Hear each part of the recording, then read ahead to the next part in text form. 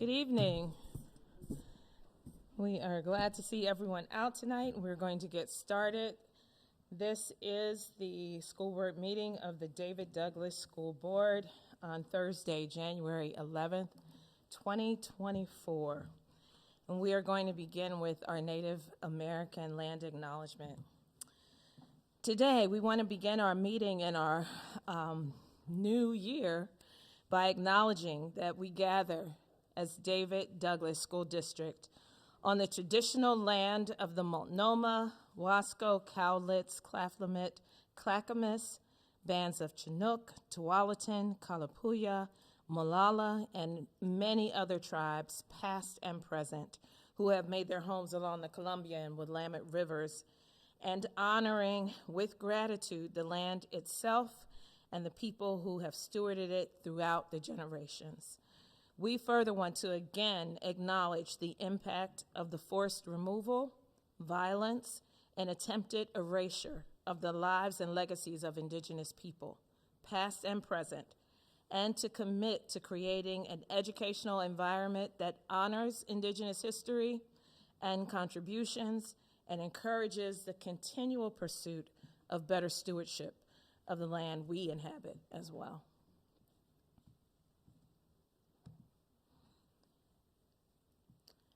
We remind everyone of the David Douglas mission, which is our mission at David Douglas, is to provide meaningful, equitable, and highly effective instruction so each student grows and thrives socially, emotionally, and academically. Through supportive communities of learners, David Douglas staff will foster the whole child to be a force for positive change in the global society. We want to remind us all to be conscious of our equity lens as we move through all the different discussions throughout the evening. And we're going to ask our student body president, Aaron Busey, to start us off. Thank you. So I just want to thank the board's openness and positive feedback to student comments, especially Mr. Richardson, in helping getting that off the ground, and let you know that it's still a process we're trying to iron out. The biggest question is if some problems and concerns can be answered within the school first before being brought to the district board, but we also want to give students the opportunity to voice their concerns. I also have questions for the board that I wish to be considered. How does the board want the student body to be aware student comment is an option and for it to span across to middle schools and for Ridge? We want this to be an effective use of time for everyone. What do you want student comment to look like, and do you want this to be a time where students can share concerns or also what students are doing at school? Something was also brought to my attention recently, and I know that our Director of Assessment and Technology, Derek Brown, is gone, but we the students wish to have student Google account profile pictures reset. While we were in elementary and middle school, we had the ability to change our profile pictures as we please. Now, some students are facing criticism for their profile pictures that were set during these early years, and we're looking for a solution that resets these pictures. The best case scenario will be finding a way to remove students' profile pictures district-wide and removing access to change or upload a picture and limiting pictures to Google stock photos. And lastly, we've begun fundraising for this year's Scott's Angel Talia, raising just over $2,000 yesterday during advisory. We have about 2 more weeks, and we hope to raise $6,000 over the course of the 3 weeks. Okay, thank you. Any comments or response for our student president? I mean, I would just want to answer some of your question, I think. I mean, I think the first part for students to know is just like what the public comment rules are, just in terms of, you know, you wouldn't come and, for example, talk about a specific teacher by name or, you know, if you had a grievance and those types of kind of like just the structure of what public comment looks like, I would say. And then I would just encourage kids and students, anything that is something they want to change kind of as a, is it like a cultural, you know, something that's kind of something that the board can address. So, for example, when students came and talked about hats and hoods as something to change or not change, that was input that was really valuable, I think, for the board because we could hear how it impacted students and their opinions on the way things should change or be. but it was kind of a, more of a global rules, policies, things that we can address. And then, of course, any successes and stuff that we should know about as board that we don't know about, like you bring updates about, what student council is doing, and maybe different things people are proud of, like their music programs or their classes, things where there's struggles. I would love to hear from students about how they're feeling about any of their curriculum in particular. If things, especially as we're rolling out new curriculum, I would love to hear regular feedback from students on, how is the new math curriculum being taken from a real firsthand experience, and anything in those kinds of areas too. So, one of the other things that we thought about was that as the board represents the whole district and not just the high school, that is also time there may be students from middle school who want to come and share. And so I appreciate the question of how do we get the word out, because I think that's important, and making sure that all of our students know and reinforcing that, and in fact encouraging our parents and caregivers as well, just in general towards that public comment time. But so thank you. Is there anyone else who has? Just as a follow-up, if you don't mind, Aaron, I think you and I can work on how we communicate with the middle schools in Fur Ridge if you want. I know we've been back and forth on email a little bit. I have some ideas, you probably have some ideas, but ultimately we can put together kind of the what, the why, the how, and then we can talk about how we communicate that to Fur Ridge, to middle schools, whether it's advisory, through leadership class. I think there's a number of ways, but we can decide what you think works best, and I'm happy to give some ideas. Does that sound good? I would also say, just to keep in mind what the board can do, we have 3 jobs, which is we hire and fire that guy, our superintendent. We do policy for the school district, and we look at the budget and we approve the budget. And so if there are things around policy, budget, or leadership, those are things we'd want to hear. Also, you have great ideas about, increasing student voice. I mean, the President's Council and all the work that has been done, those are ideas that came from you. We never would have thought of that. And so if you have structural ideas that we should hear about, we'd love to hear your ideas there too. Okay, thank you. All right, so at this time we want to open up for public comment. And tonight the first person we will hear from is Mike Edward. Ewald.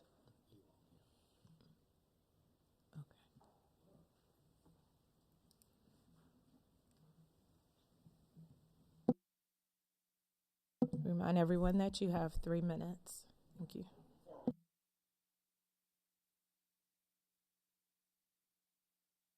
Flag of the United States of America, and to the republic for which it stands, one nation, under God, indivisible, with liberty and justice for all.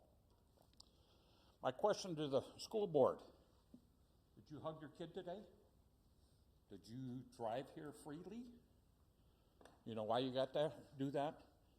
There's 100,000 grave sites up at Willamette National Cemetery, and the military is who's buried there. They defend that thing every day.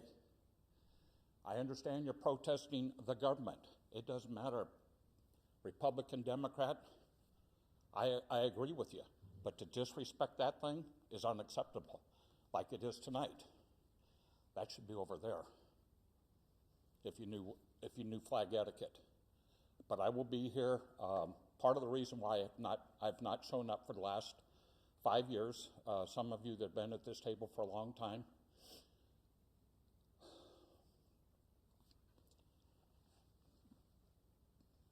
my wife was suffering from severe Alzheimer's, and she lost her battle a week and a half ago.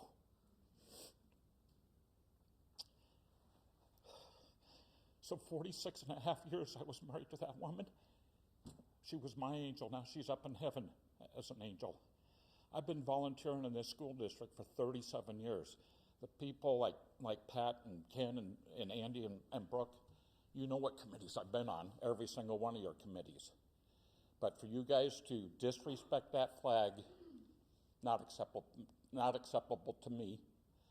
I will be back next month, and we're going to do the same thing again. Hopefully some of you join me in that. because everything you get to do every day is because of the military. If you can't honor them, when you decide to pack up and leave this country, call me, I'll help you pack. Thank you.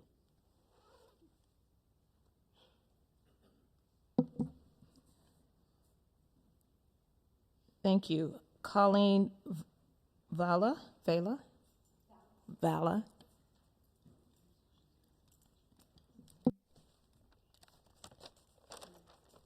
I'd like to pass out copies of what I'm going to be talking about, if that's okay.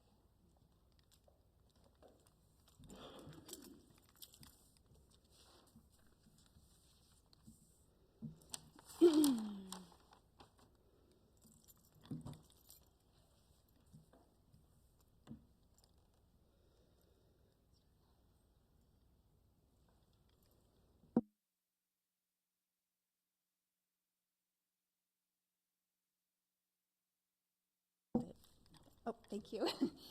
Before I begin, just know that if my voice is wobbly, it's my nerves and not any uncertainty about my message. I feel really strongly about our topic tonight, so that's why I'm here. So, hello. My name is Colleen Vala, and I joined the David Douglas family way back in 2001, and I teach at Lincoln Park Elementary. There are many things I love about my job. Most important to me are the people. I love the children, dedicated teachers, support staff, and administrators that I learn from and with every day. The first part of our David Douglas mission statement reads, "Our mission at David Douglas is to provide meaningful, equitable, and highly effective instruction so each student grows and thrives socially, emotionally, and academically." As a veteran teacher, I'm here to tell you that I am struggling to prioritize this goal as a reality for my students during the prep time I am given. I have shared a copy of how my prep time was used last Friday. This is an example of how my prep time typically looks. And I'll put it up on the wall as well.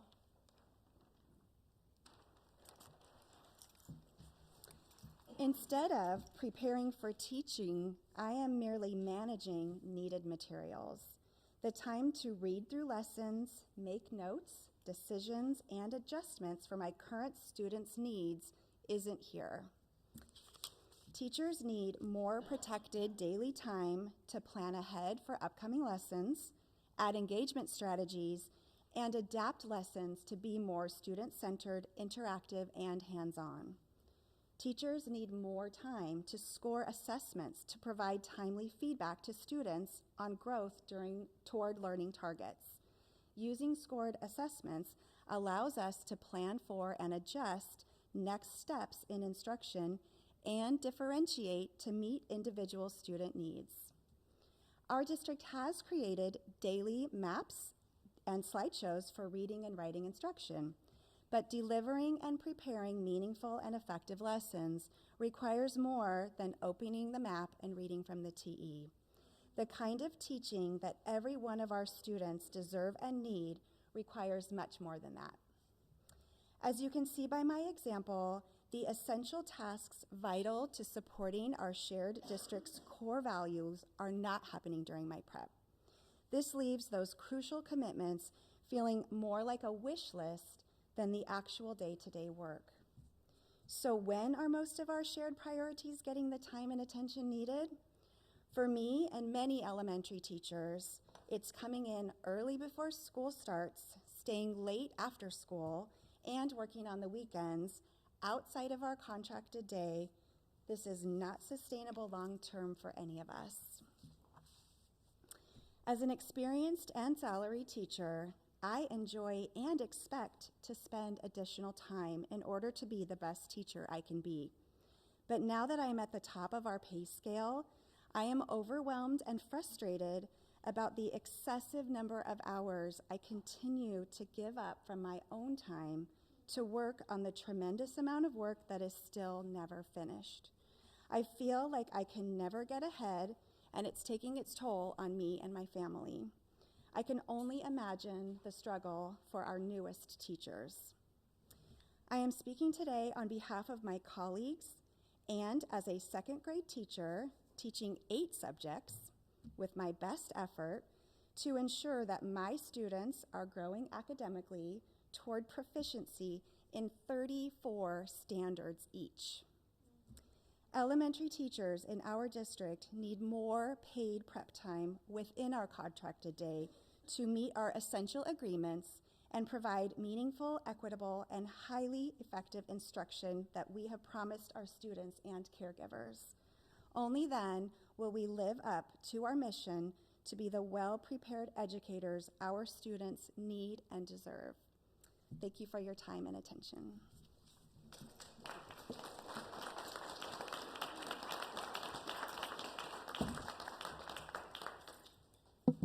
Thank you. Tammy Booth. I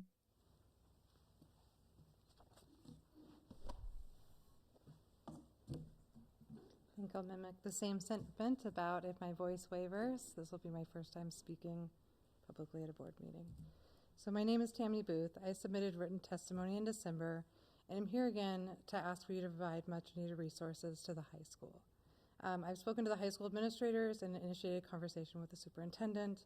I'm asking you, the school board, to direct the use of resources to reduce exclusionary discipline and build community for our students and our staff. K-12 education funding is limited, and opportunities come at a cost. I know you would have to let go of something to get something. You heard about trying to hang on to what we have last board meeting, and that's true. I don't disagree with that, but we need to hang on to our kids, and they're worth hanging on to. When I think about changing direction or changing structure, it's hard, right? Trying something new can be scary. What if it doesn't work? We invest this money in something. The 2 asks that I have are really direct ideas from high school staff. They're not my ideas. They didn't come from me.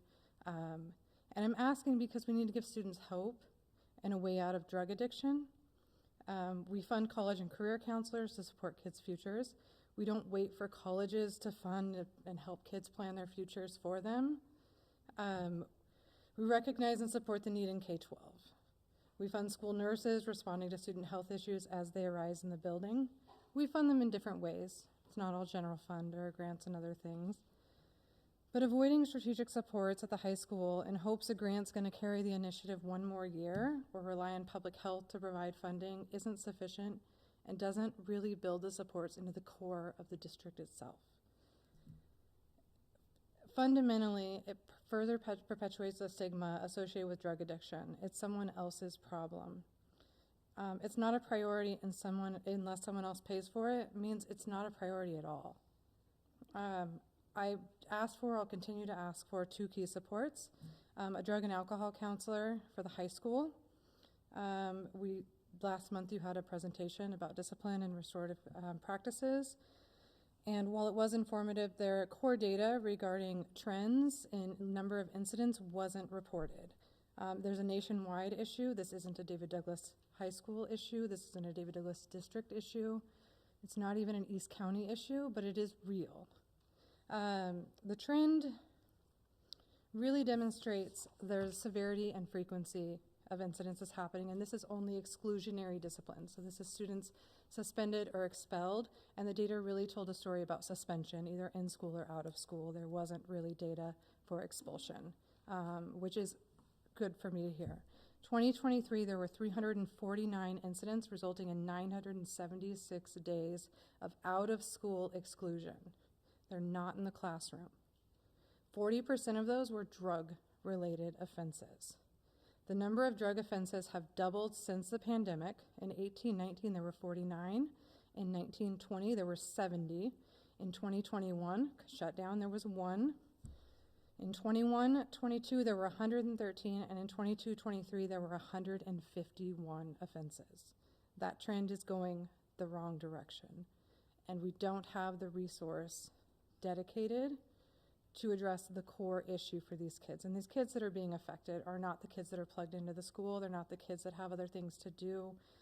They're the kids that are on the fringes, and that's generalizing. That isn't every story. I don't represent every parent, but that and restorative coaches.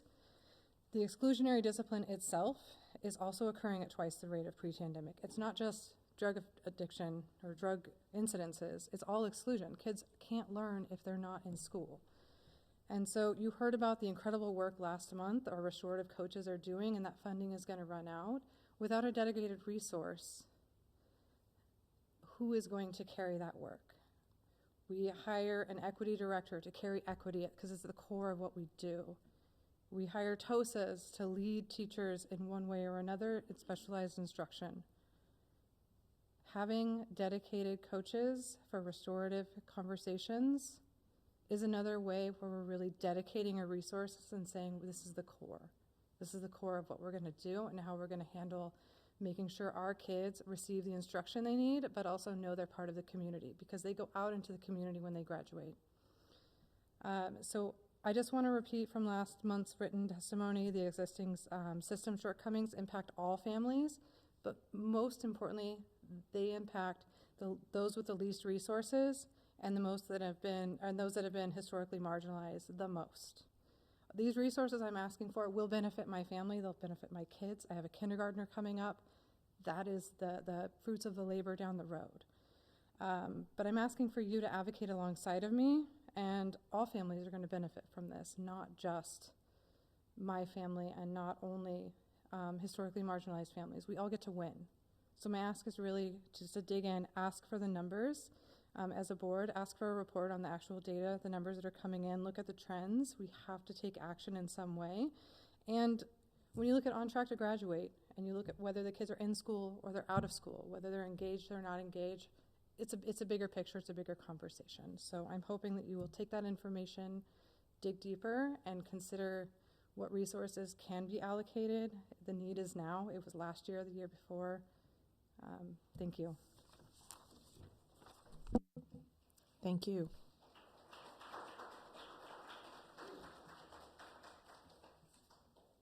Robin Sonoa.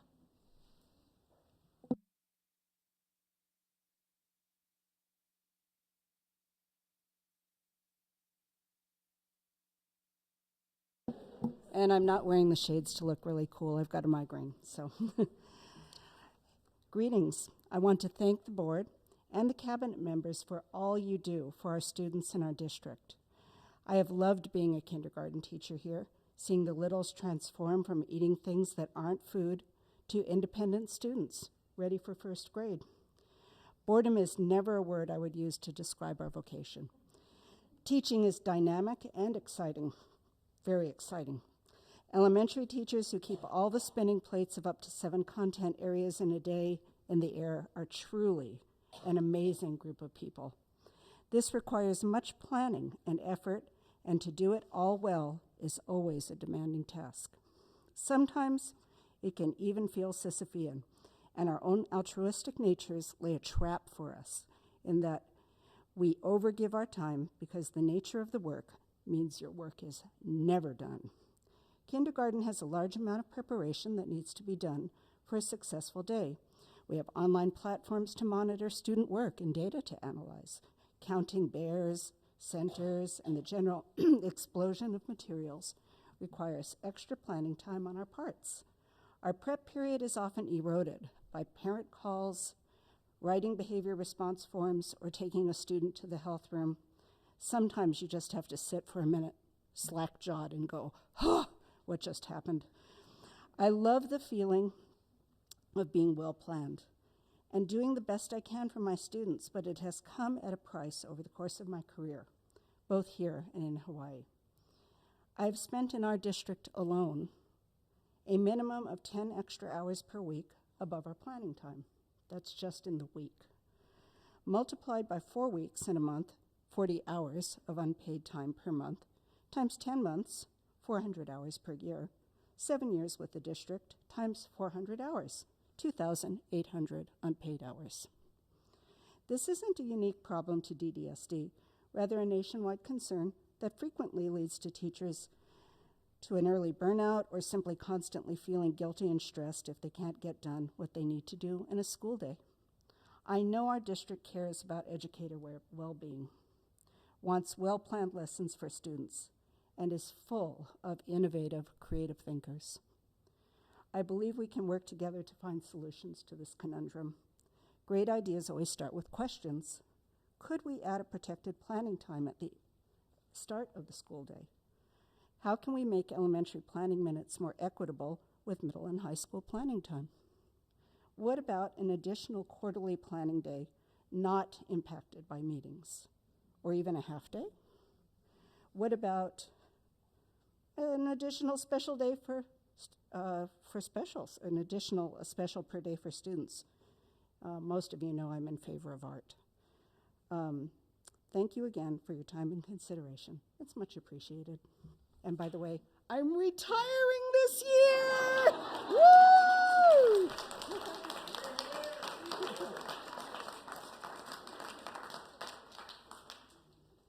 Thank you, and congratulations. Talana, I'm sorry, Schneider? Just stop right there.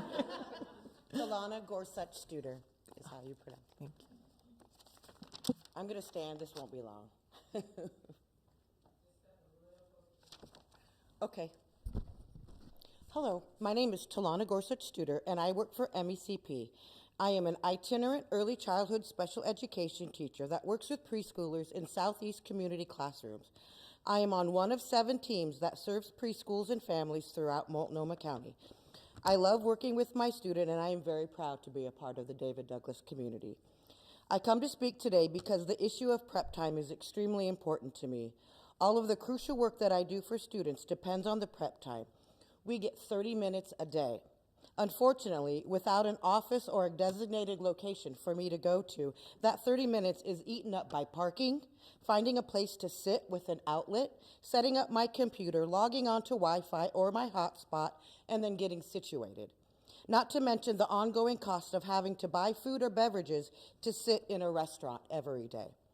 We don't create classroom lesson plans, we create individual lesson plans, and 30 minutes may allow us to plan for one child. Additionally, drive and work time is wasted getting to our office by the airport to print, laminate, and or bind materials for the classrooms and our teachers. We are not typically allowed to use the supplies of the preschools that we serve. And in order to get the materials to families in classrooms, we regularly work nights and weekends using our own personal supplies. Not to mention collaborating with the teachers and other people on our students' plans typically happens after our workday. There are up to 20 providers on 8 teams throughout the Portland metro area at MECP that have a position with the same issue to navigate daily. I know that this challenge isn't generally what you might think of when you think about prep time, so I'm glad for the opportunity to share this with you all today. Thank you for your time. Thank you. Thank you all, everyone that shared. As our agenda indicates, towards the end of our meeting is when there is a time on our agenda for any response from our board. So we invite you to stay. At this time, there is now an addition on our agenda for student comment. And I understand that's still a work in progress, but just wanted to make sure there was no one here tonight for that. If not, then we will move on to DDEA comment.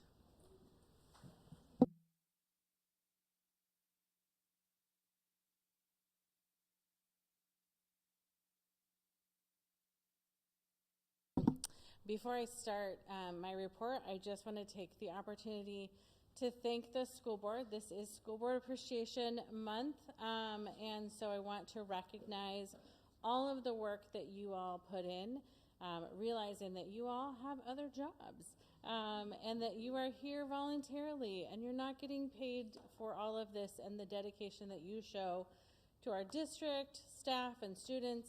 So I want to thank you. I have some notes that I'm going to pass out that are from some of our DDA leaders. And while I'm doing that, you all can show your appreciation for the board.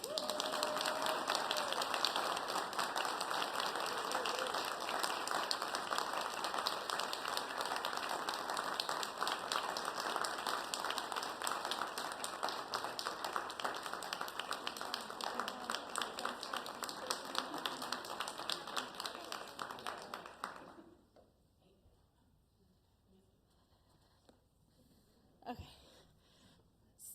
So tonight's report is a little bit different. Often I tie my comments in with our theme for the month in our public testimony, but today I'm going to switch it up just a little bit, and I know that you've been sent this presentation as well.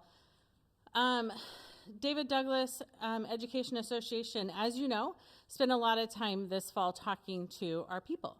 And so we did one-on-one conversations with as many people as we could get to. I'm finishing those tomorrow. We still have a few people on the books tomorrow. We also had 19 listening sessions after the workday, and we did an online survey. So we have heard a lot from our members. Tonight I'm going to present to you some of the things that came out of our survey, which gave us specific percentages and numbers. So I'm calling it the lay of the land. And of course the intent is just so that we can share with you some of the things that we learned. And tonight you're specifically going to hear more about the financial impacts as well as health and wellness impacts. We also heard a lot about safety and time you heard about tonight. So our survey we did in November, and we had 77% of our members who participated in the survey, which is a great number for a survey. So we were really pleased with the turnout from that. And, you know, why do we do it? We want to better understand the priorities. And we're really looking at people's whole lives. We asked some really different questions this time around in that survey to get to the impact on people's lives of some of the realities of being educators in David Douglas. So one of the things that was really sort of shocking is, you know, it is recommended that you spend no more than 1/3 of your take-home pay on rent or mortgage. And our newest educators in 0 to 4 years, 81% of them are spending over that. And 70% of our more veteran teachers. I am one of those people. We also have a lot of people paying student loans. Those student loans vary in amounts from smaller amounts to pretty astronomical amounts. And so if you're having to do that payment, it's definitely impacting your way of life. We asked if people are saving outside of the PERS and OPSERP system. You know the OPSERP system is nothing compared to what Tier 1 PERS was. You have to save, even in Tier 1 and Tier 2 PERS. You have to save in addition to that, and people can't afford to. So we see a lot of people who just aren't able to put that money away. And then the last one on this slide is about mental health related to working conditions. We ask people, are you seeking mental health care? Are you taking medication for anxiety or depression? Are you seeking leave from work, whether it be short, long, or intermittent? I can tell you over my 2+ years now being president, this is the one thing that makes me cry. The most. Other things make me cry too, but that one it breaks my heart because we have so many people who are experiencing trauma in their work site, who are having to seek out mental health care and medication so that they can do the job that they love to do. And we have more people taking leaves and asking about how can I take a leave because I just don't think I can do it every day. So it's really concerning, and you can see 64% of our youngest or newest, not necessarily youngest, newest teachers, educators, 64%, and about 40% of the rest. And that was the ones who told us. Receiving financial assistance from partner and spouse or family, or regularly spending your savings or taking out a loan in order to make ends meet. 60% of our newest educators, 49% of the 5+. It's concerning. How many people have a second job? We have people who, after their workday of teaching or working with students, they go to another job year-round. We also have people who work every break.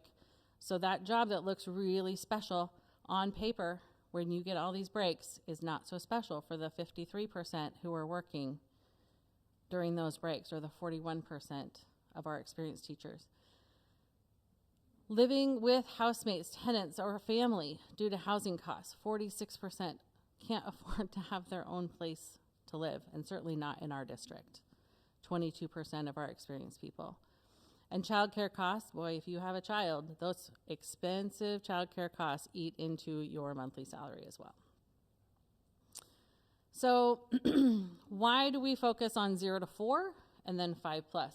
Our youngest, newest educators are the most impacted by some of these questions that we asked. And we want people to come here and we want people to stay here. And the reason for that is that our students benefit from having expertise over time. People are coming to education and leaving education. People are coming to our district and leaving our district. All of that is very concerning, and we have to pay attention because 20% right now of our licensed FTE are in 0 to 4 years, which means that that's a big chunk of people who are brand new to this hard profession, a profession that has gotten harder and harder every year. So we did focus on them because we have to. We have to have retention. We have to attract the best people to work in this district, to work with our kids. Metro 14 salary comparison. This was brought up at a school board meeting a couple times ago, I think by Heather. And so here it is. This is how we compare to the other 13 districts in the Portland metro area. I can remember a time when we had the highest starting salary in the 14. We are now at the bottom, which is very concerning. So we're going to look at the table. The left-hand side is official salary schedule that you would see printed in all the contracts. Some districts pay the 6% PERS on top of the salary. So because ours is taken out of our salary, we added 6% to those who pay it on top so we could compare apples to apples of compensation. And so what you can see is David Douglas is at the bottom. Only in the BA max are we not 14 out of 14. In the rest, we are 14.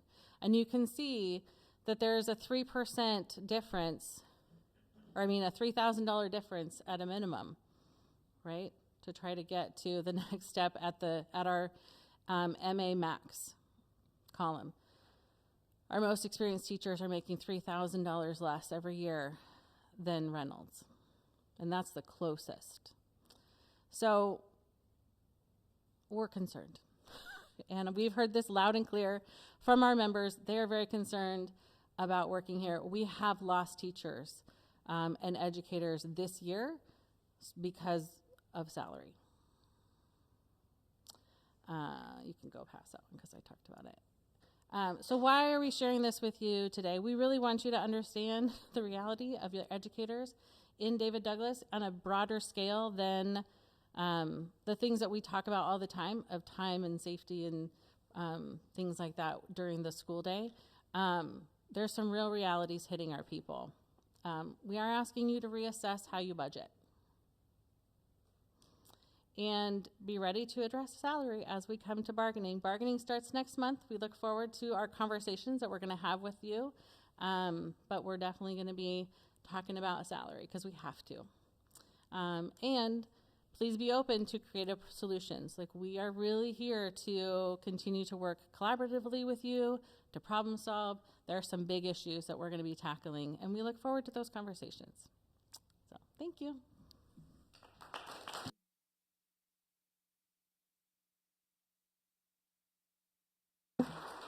Thank you. Thank you so much. And now the OSCA chapter.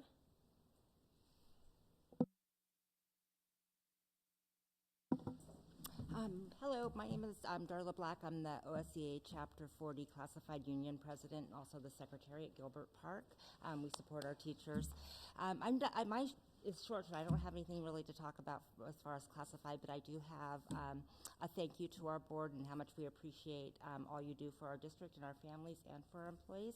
And with this is a donation to the Education Foundation and in your name from the classified staff. So thank you so much. Thank you. Thank everyone for sharing tonight, and thank you so much. I feel very proud to be in a district where we value and honor the voices of all of the different community members in our district, our teachers, our staff, our students, our parents. We really do appreciate your presence tonight and for sharing from your hearts with us. We're going to continue now with invited public input. First of all, student voice and equity at Ron Russell.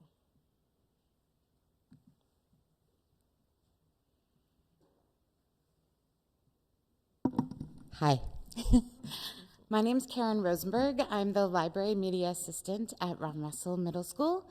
I'm also the chair of the equity committee there.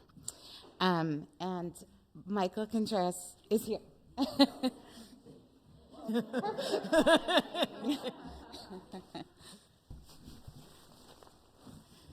Whew, we're just starting.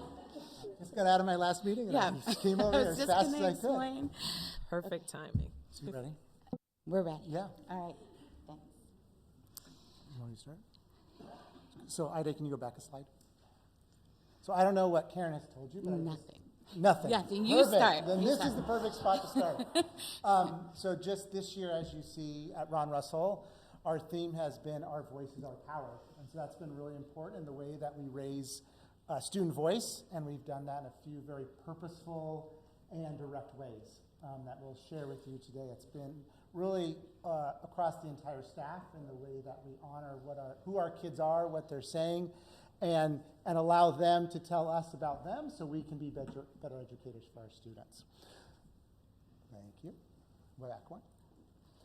So this is really our focus, as I said, elevating student voice, and a bulk of that work has been through our equity team, which we have an amazing equity chair who sits to my left today, and we're so honored that she does this work. I don't know if we could do it without you, to be honest. And one of the primary tools that we use is empathy interviews, and we've been very strategic and specific about the ways we've done that, and we've actually chosen to do it a little bit differently than some other schools, which we'll see.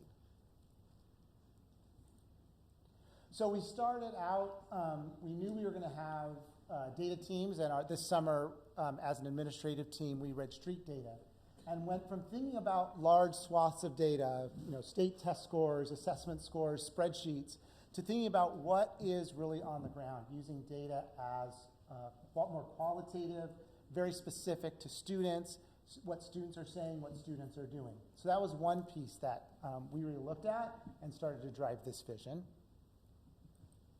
Next, there was a district initiative to have data teams. So we kind of thought about, how can we do data teams with street data?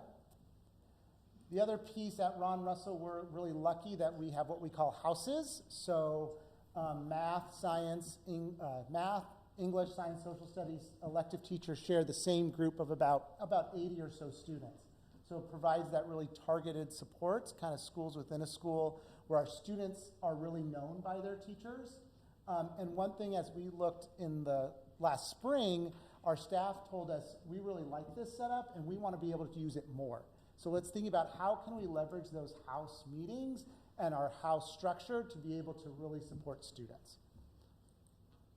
And then we also have, if you know NetRP, which is our RCL, started to think about needs, outcomes, and strategies. If you've been to Texas, which I know some of us have, they gave us a tool, this needs, outcome, strategies map that we kind of have been using for this as well.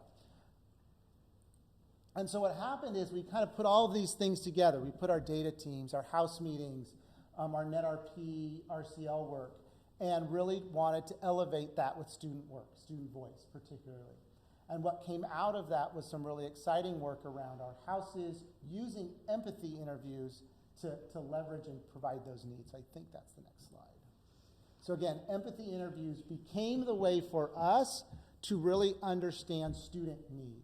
We used empathy interviews to allow students to tell us what they needed, and then we're providing those interventions based on what they're telling us they need. Not what we think they need, but what they're telling us we need. This was funded through our ESSA grant. We actually had a trainer, has worked with us a handful of times. That's Julie Smith. We trained our equity team and they became the people who were actually conducting the empathy interviews that then provided the information to our houses to support kids. So we're using our empathy interviews that we've been trained in for two purposes this year. So Michael's been alluding to the individual student needs assessments by house, and I'll talk through how that looks in a sec. And then later I'll discuss the goal that you have given us as a school board to look at the disproportionality among the referral and exclusion data. And we're planning to move into that next.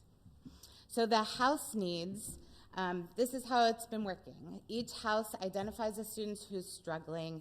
It could be struggling in so many different ways, but it's also just, we asked our houses, please think of a student you just wish you had more time to talk to, and you just want to know about them better, right? This is an opportunity to learn, to build relationships, and it just starts with the empathy interviews. That's only step one. Then it can build and grow in terms of knowing each student better. So we get the names of the students, the staff that are trained in the interviews, set up a time to interview and meet with the students. There are 8 questions that we worked on over the summer with our trainer. Some students are asked all 8 questions, some are asked just a couple questions, depending on what the concern is or what has been observed, right? So what teachers observe, they're giving us input, and then we as interviewers take the teacher's input and we go meet with the student. We collect the data, and collecting the data looks like writing down literally what the student is saying. There is no interpretation. Nothing else goes into those notes except what the student is saying, although we did put a little box at the bottom where an interviewer could share some observations, but it's separate. All the answers to the questions are what the student is saying. We're doing our best to gather that on the spot with the student. So then we take that data and we create an outcome map, and we'll get to that in a second. But first I wanted to share some of what we're asking and some of what the students are saying, because that's kind of the heart of all of this and what's been most exciting. So when we're asking questions, there's a question, and then there are follow-up questions we can ask, but our follow-ups aren't leading. Our follow-ups have to be just as open-ended, or just tell me more, or how did it make you feel? It's really about eliciting stories from the students in their own words. So tell me about a place and time where you feel most welcome. And a student said, everywhere. And then went on a little later to say, I know I'm welcome when people invite me in and offer me stuff. Another student said, probably Ron Russell Middle School. At my old school, there were people that would judge you automatically, but here it's different. I feel more accepted here.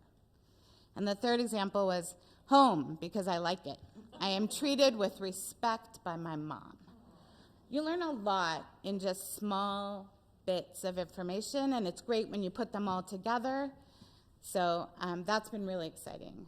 Another question, so with every question too, there is, we're trying to find out what the student wants to tell us, so we're offering both kind of, they're not positive and negatives, but it's like a balance, a counterbalance. So a balance question and a counterbalance. So in asking where you feel most welcome, you might also say, tell me about a time when you felt you were treated unfairly. How did it feel? So one student talking about their classroom, this dude is really not following the treatment agreement, and that's not fair. If you don't know about the treatment agreements that came out of the RCL work with NEDRP, all of our houses have treatment agreements, and this student was calling it out. Another answer was, sometimes at my house, my parents do not listen to me, but that can go both ways. I don't listen to them. So again, learning a lot in just a little bit about each student. And a couple more examples. Tell me about a time you felt excited to come to school. I like to come to school every day. Every day is special. Sorry about that typo. I felt really excited at the beginning of the year and was really excited to be in concert orchestra. So you can learn about what's pulling the kids into school, and that can really help with figuring out how to motivate or support them best throughout the day. Tell me about a time you didn't want to come to school. When I don't sleep good or I don't feel like it, if I'm not in the mood to be around people. Or when I'm sick or when my mom has time off. I like being alone with my mom. I don't know why. Mom works a lot, but I like to spend that time when she's free with me. So then we take it here. Yeah, so what happens is if a house would recognize and say we want a specific student, we want to know more about this student, the equity team interviewers would then take some time to interview that student, and the house teachers get the data. And what they do with that data is we take them through a few steps or procedures, and what we're pulling out is what we call a need statement. So you'll see that this student may need visuals in order to be self-aware. And that's something that the house teachers came out of that specific student's interview. But then we talk about the outcomes. What do we want to see different? What do we want to come out of this work? And you can see what those teachers wanted. Blurting out reduced, asking permission to move seats, just some very student skills. And then we ask each house to come up with either a strategy or a plan. And the key to this is that our interventions, what you're doing, has to tie into that student need, right? If you don't know the student's need, you can't provide interventions that are going to meet those needs. And so you see with this example, you see the student may need visuals. And so this house is going to provide this student with visual indicators at her desk of how to proceed in class. Right, very specific, mapped almost one-to-one to that need. Another example, we see another student. This student may need to feel invited. Right, from his interview, we knew that he wants to feel welcome, he wants to feel invited, he wants to be seen and cared for, and he needs check-ins. So what did the house decide to do? We're going to check in with this young man every day. Every teacher, 4 times a day, he's going to have a small conversation with his teacher to be able to build that connection with his class. And then we'll collect that data and see. So just kind of some examples. And I'm really excited and proud of the work our teachers have done with this. I can tell you round 1 took quite a long time to go through this. This is our second round of doing this. It's really efficient, just really insightful for our houses and teachers as well. It's really impressive. And just one other thing is that as we enter into round 3, we keep meeting as an equity team to review our process, give each other feedback, try and take any feedback we're hearing from our houses and our teachers and adjust, because it's our first time going through this process. And in addition, our trainer, Julie, this is the first time she's seeing this kind of one student interview being taken in and analyzed as an individual piece of data. So she's coming to our next house meeting Wednesday morning to kind of be in the process herself and then also give us feedback from her perspective, but also because I think she's excited to see how it's going. So that's been an interesting collaboration that we're in. So just to start to wrap it up, the school board goal, I don't need to go through this. This is the goal you created that we are working on. I just wanted to place this here to say this is something the equity team and the school in general is attending to. And our plan now is we've been training ourselves to do the interviews. So now we're going to add additional interviews to gather data to review for systems, which is the original intent of empathy interviews. You do the interviews to look at your school systems. So we have a lot of data. But what we don't have are some of the users of the systems that are under review. We don't have students that are being suspended very much in the data pool we've already been doing. So we're going to target that as Julie said, you've got to have the users. So we're going to target that next. Then we're going to take all that data together and do a systems analysis of the data so we can create some action steps related to the exclusion and the referral rates that we are seeking to adjust. So we're excited because we're now moving into that step. We feel trained, we feel like we're doing a better job. We've grown so much in rounds 1 and rounds 2, and this is our next step. And then finally, we just wanted to end with some other ways we're elevating student voice, since it is our focus for this year. We started an advisory council. These are students from the different advisory classrooms that meet together with one of our assistant principals. And they are a link between all the students and then this small group. They meet once a month, there's a topic, they go back to their classrooms, they gather information, they bring it back together. So we're just starting that, but it's been great. And then the web leaders are a leadership program in our 8th grade, Those students, we have 3 advisory classrooms of web leaders. They're involved in so many different ways, in events around the building, but also in other opportunities for leadership. We're using our RCL tools that our teachers have been trained in, the 60-second relate, the 2-minute connect, the get to know you circles, and those treatment agreements I was referencing before. And then finally, we do have a partnership with Lewis and Clark Graduate School of Counseling.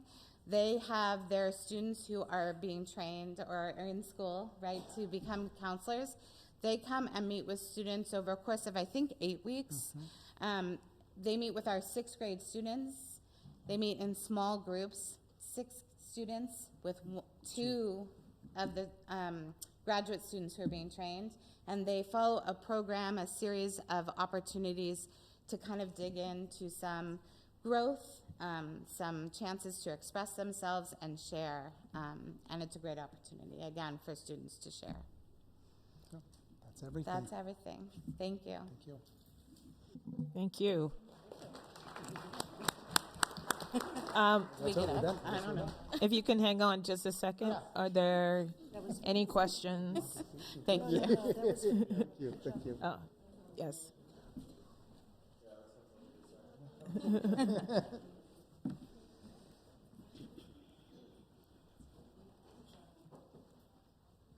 So what are the early results of the behavioral interventions based on the equity interviews looking like so far? Right, so that's what we're in definitely the data collection phase. I think you could see the first round, we didn't know what interventions would really work, and we're learning to connect those interventions better to the needs. With regards to round 2, we are in the process of we collect data for anywhere from 10 to 15 days and then bring that back to analyze again. Okay. So we're definitely learning the process, and that's the piece that we're excited to see here in a couple Wednesdays. Yeah. So the results are still coming? Yes. But you know, for the teachers that are the teachers that are doing the empathetic interviewing also implementing the kind of behavior change in the classroom? Is it the same teacher doing both? Sometimes, but most often, well, so I don't have my own classroom, but I did a number of interviews.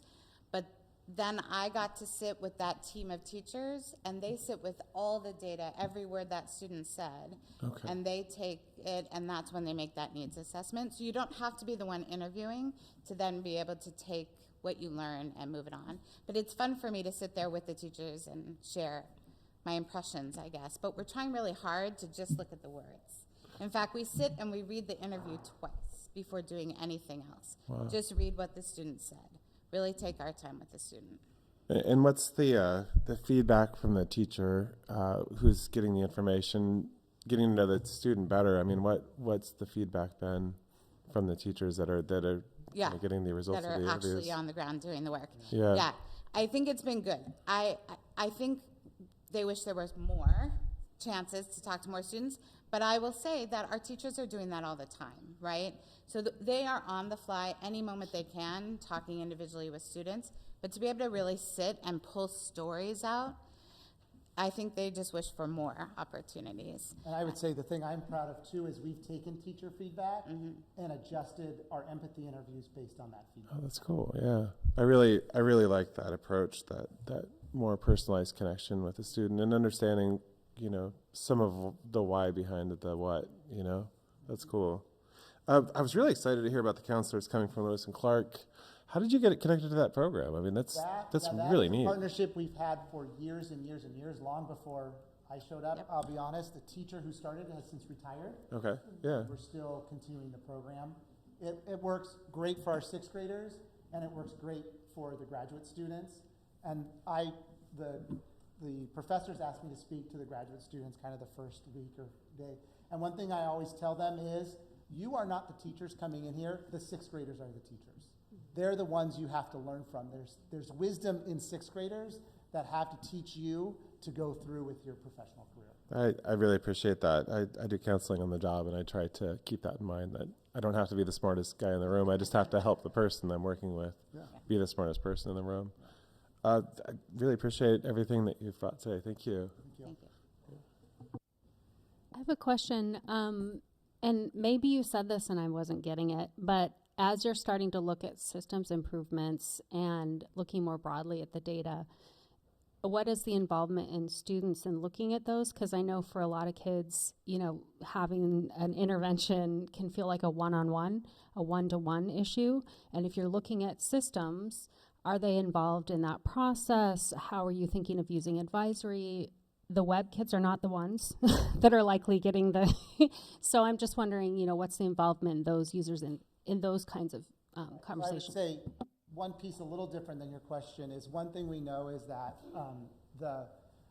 when we involve students and student efficacy and student buy-in, it increases the likelihood of success. And so one thing we asked our teachers to do is go to your student and say, hey, here's the plan we have for you. What do you think about it, right? And even the perception of that will increase a likelihood of success. So that's kind of one thing we've built in.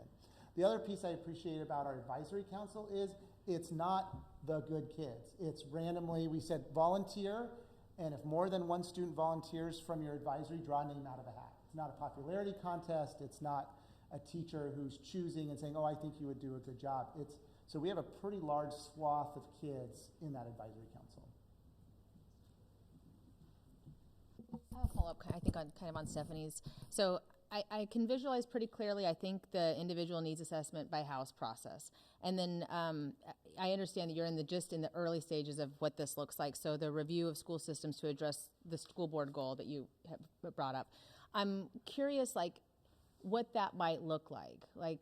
I know you're still in the data collection, so you don't have any sort of probably clear, like, these are the things we're going to do. But, like, can you give a theoretical example of what that type of school system adjustment structurally might look like? Yeah, I mean, just offhand, if we, you know, maybe there are students who say the curriculum doesn't represent me. Maybe that's a theme that might come out of it and that we'd have to look at. Another one is maybe, you know, teachers or staff here treat kids of color differently. You know, maybe we hear like, gosh, these students are treated like this and these students are treated like that. That might come out of it, and that would be something we'd have to look at too. Maybe it's the opposite. I feel really welcome here, and because I'm celebrated or my family's welcome here, maybe that'll come out of it, and that's something we can leverage as well. Just a follow-up. So specifically with exclusions, like what is there something that you're envisioning that might impact the outcome for the kids? Because, I mean, I would imagine that that's probably going to be themes that come out, right? When you're excluding kids at 2.5 times the rate of black kids at the rate of white kids, I would assume that those types of things are going to be verbalized. I guess I'm wondering about structural changes. So, like, are there, for example, maybe systems put into place that kind of check our own biases throughout the process, or other types of kind of checkpoints that may get at those exclusion rates in a different way than just identifying that bias exists, because I think that's probably going to be, we're going to know that. But then what are the adults doing in the room to respond to that so that the structure changes so that we can get to those goals, I guess? Exactly. Right. Yeah, exactly. What are the adult actions that we need to change to support better outcomes for kids? And that's, students tell us, we honor your voice in that way, and we want to know what you're seeing and feeling and hearing and experiencing so we can have a better sense and change adult actions to support kids. We don't have them yet. We don't have our list set up. But when we started to look at the data, the idea of taking and looking for themes, the idea of grouping those themes together feels super powerful to say, hey, this is clearly something we're hearing this many times or in this way from students. Then how can we put that into some kind of action, especially with the adults? Yeah, it's just so in the middle of the process right now. I think we would be really interested to know also if through this you discover some district policies that may be in place that may be contributing factors as well. We would be very interested if that something like that emerges as you go along. I just had one question that came to my mind as you were sharing was there was a statement made that says we look at those who are struggling. I wondered, had it been considered to look at those who are succeeding as well? and to juxtapose those two. We Could were you say a just- little bit about that? We were just talking about that at our last planning meeting, and so as we start, right, the houses are trying to intervene before a student moves into a true struggle, right? They're trying to catch them. But we were talking about with this next round, as we include more students who are being excluded, can we also include students who are being successful at a greater level? And so we put a list, we're starting to put that list together, trying to think of criteria that can be broad so that we can bring in all voices from our students and then look at the data from all of them. Yeah, I always think it's very important to, sometimes we just take for granted that, the people are doing well because it's something magical about them or something, and as opposed to why are they doing well? And what can we learn from that may be applied in other areas? So thank you very much. This sounds amazing. Thank you.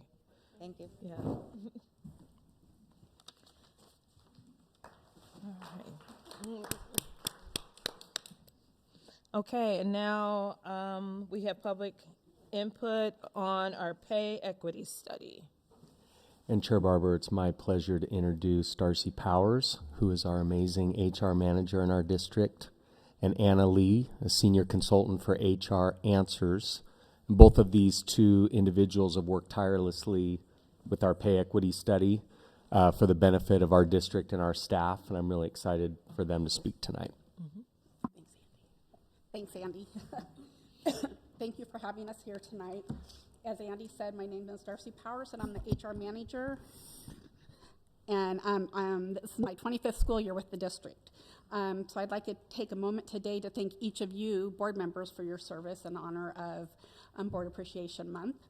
And we are here tonight, to give you the latest update on the district pay equity and wage compensation study and answer any questions that you might have. We're about 16 months into this project, which is starting to transition into an ongoing process for the district. And before we get to Anna's presentation, I would first like to give a huge thank you to Stephanie Edinburgh, who's not here tonight. She's our benefits coordinator, who put a lot of time and effort into this project as well. We couldn't have done it without her. And I would also like to recognize the rest of our HR team. There were points in this project that they were pulled from whatever they were working on to help us meet deadlines and that. And they just did it with no questions asked, a smile on their face. And so I just really want to thank them. We have an amazing HR team, and I'm very privileged to be able to be a part of it. As Andy said, HR Answers was the chosen vendor for this project through our RFP process, and Anna Lee is our consultant with HR Answers and has been our direct point of contact through this process. So without further ado, I will let Anna update you on our project. Thank you so much, Board Superintendent and Andy. Oh, Aaron left. Okay, I was going to thank him as well. It's been an absolute pleasure working with the team here at David Douglas School District. I want to say that Pat was a large part of this as well. Pat Komar, of course, Darcy, Stephanie was an amazing partner, as well as Andy, all rattling around. This was a very large project that we undertook, and we all had to work together on, like Darcy said, deadlines and communication, making sure we communicated a lot. And so the presentation that we have for you today kind of outlines the process, and we're open to any questions as well. So the agenda, so the project process, and then we do have some recommendations which the superintendent, Andy, and the team here, as well as the union, the group that was involved, have all heard this presentation. Okay. So it's back in September of 2022. We've gotten to be really good friends during this process. We were selected to partner with David Douglas School in regards to the compensation study. And I will say that HR Answers, this is our wheelhouse. This is where we shine.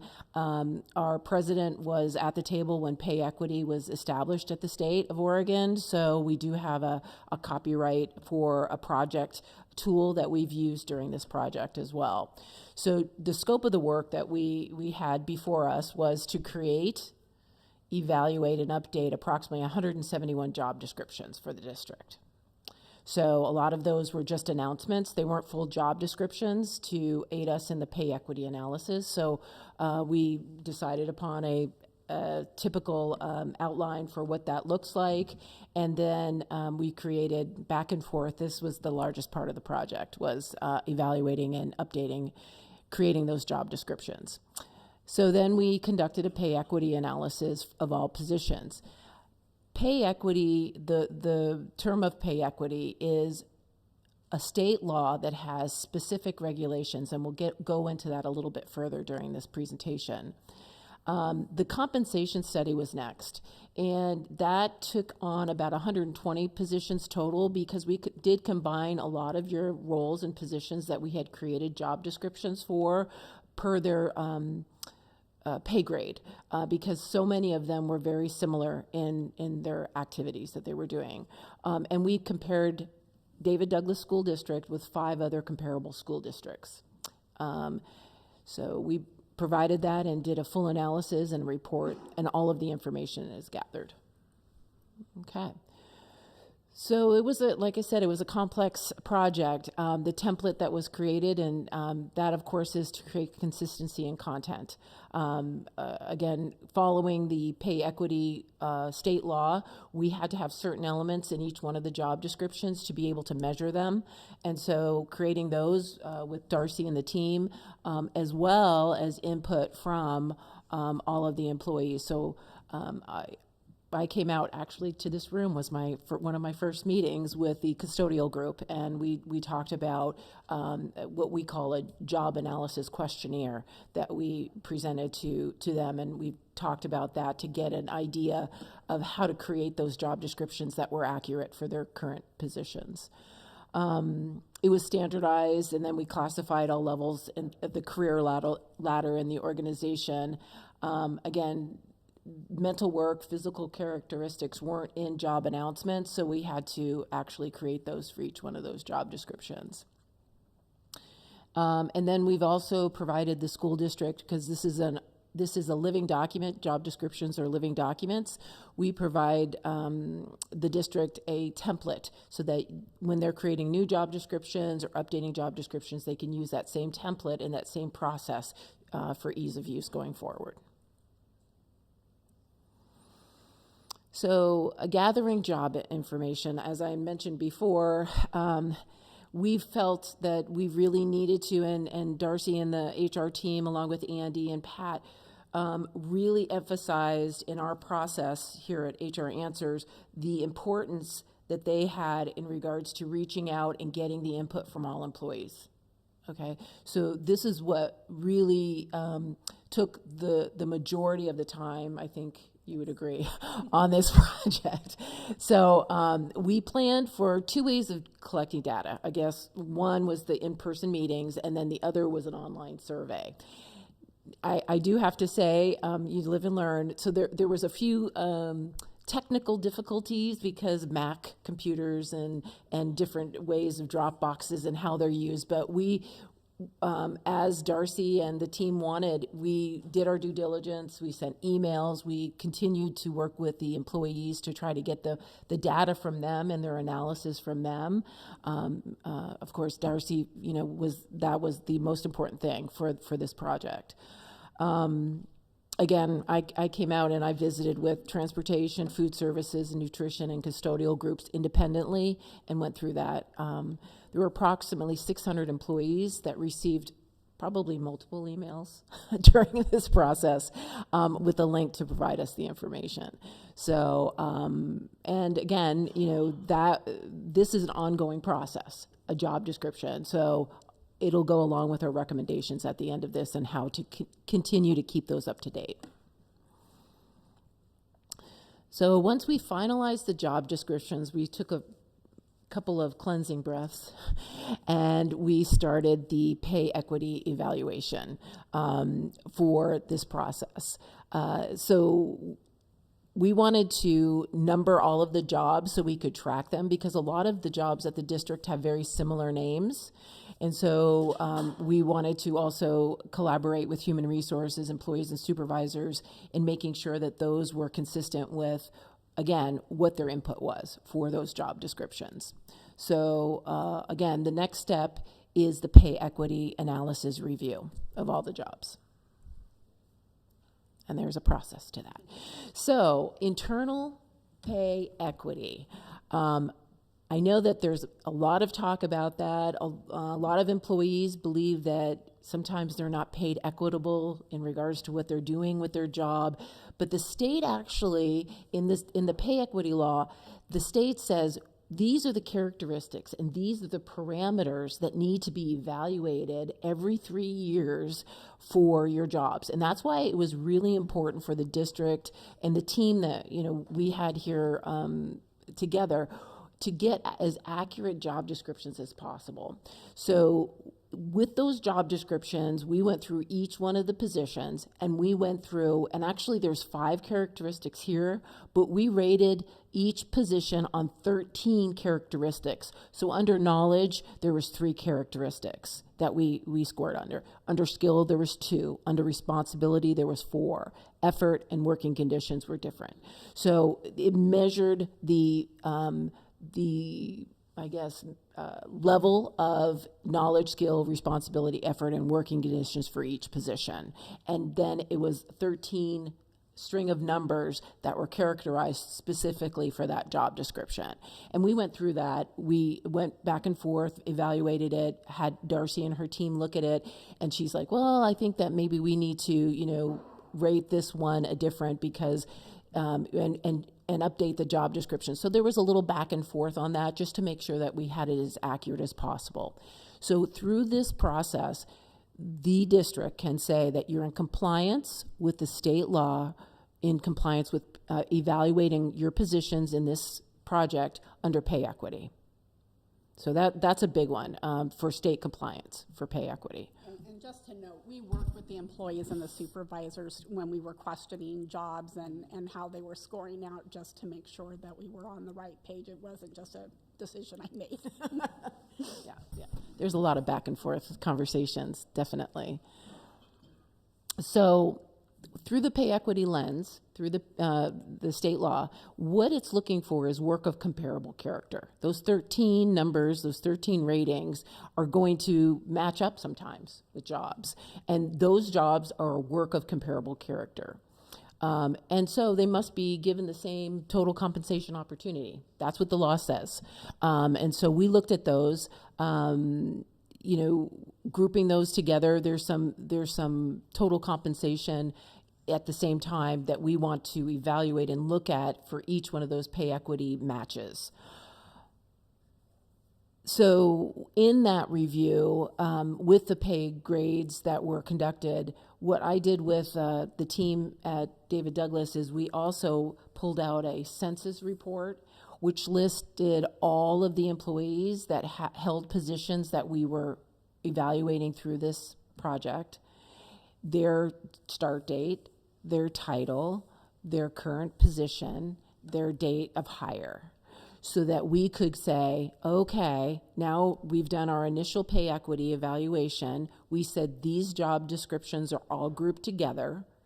And now we're saying, has the district equitably paid through that lens for years of service, for all of those? And so what Darcy and Stephanie and the team did was we did the census report. I specialized in making columns. I'm giving you more detail maybe than you need, but I think it's important.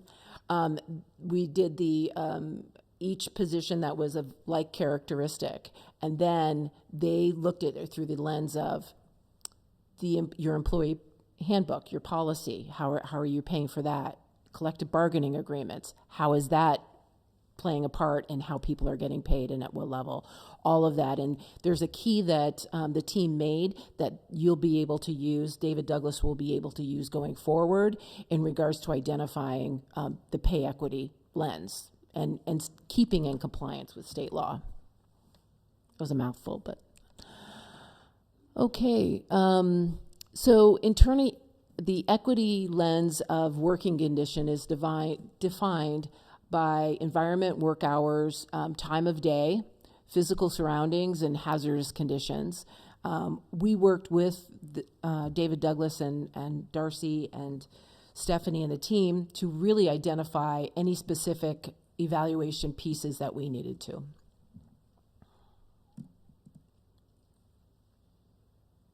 Then came the compensation study.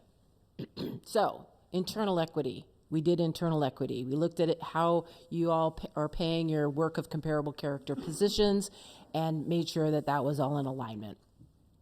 Then we said, okay, what does David Douglas pay in regards to your comparable school districts? Gresham Barlow. And again, they contract out for a lot of their jobs. First student, all of their driving positions and all of that supports, food services, they contract out. So North Clackamas, Portland Public was at strike, so we didn't get their information. We will be adding that after it's published. Excuse me. Reynolds School District and Tualatin Tiger were the comparables.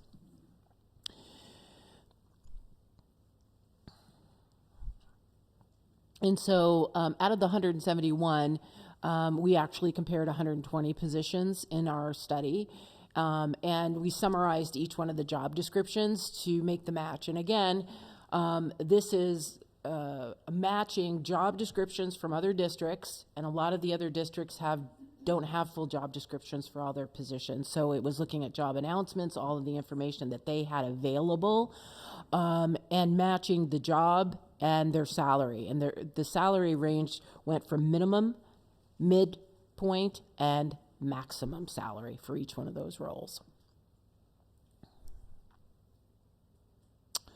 So the part of the evaluation for the pay equity and the total compensation study that we did is also part of the pay philosophy that David Douglas, and I know that the board has seen this pay philosophy. All of the foundational work that was done during this is an ongoing process that will need to be continued to maintain the pay philosophy of the district.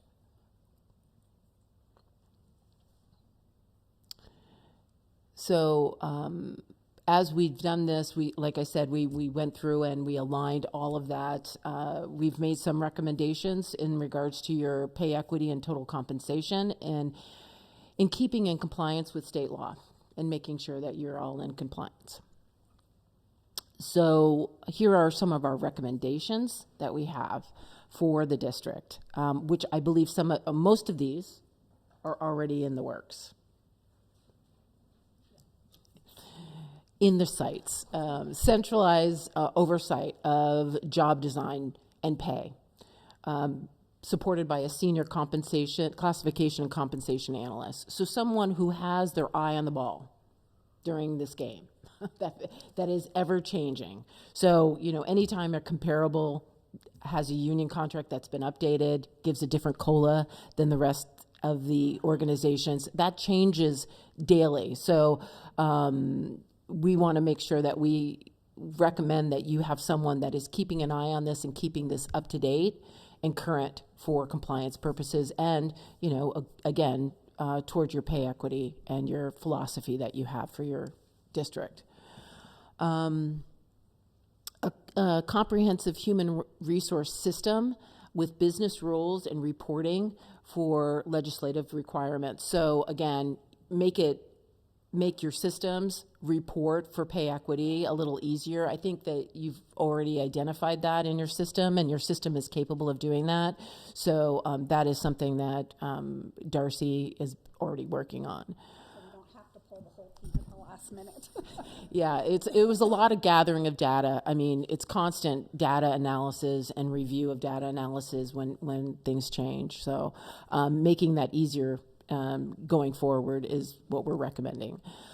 Changing job requirements, evaluation prior to the actual changing work, that would be the goal.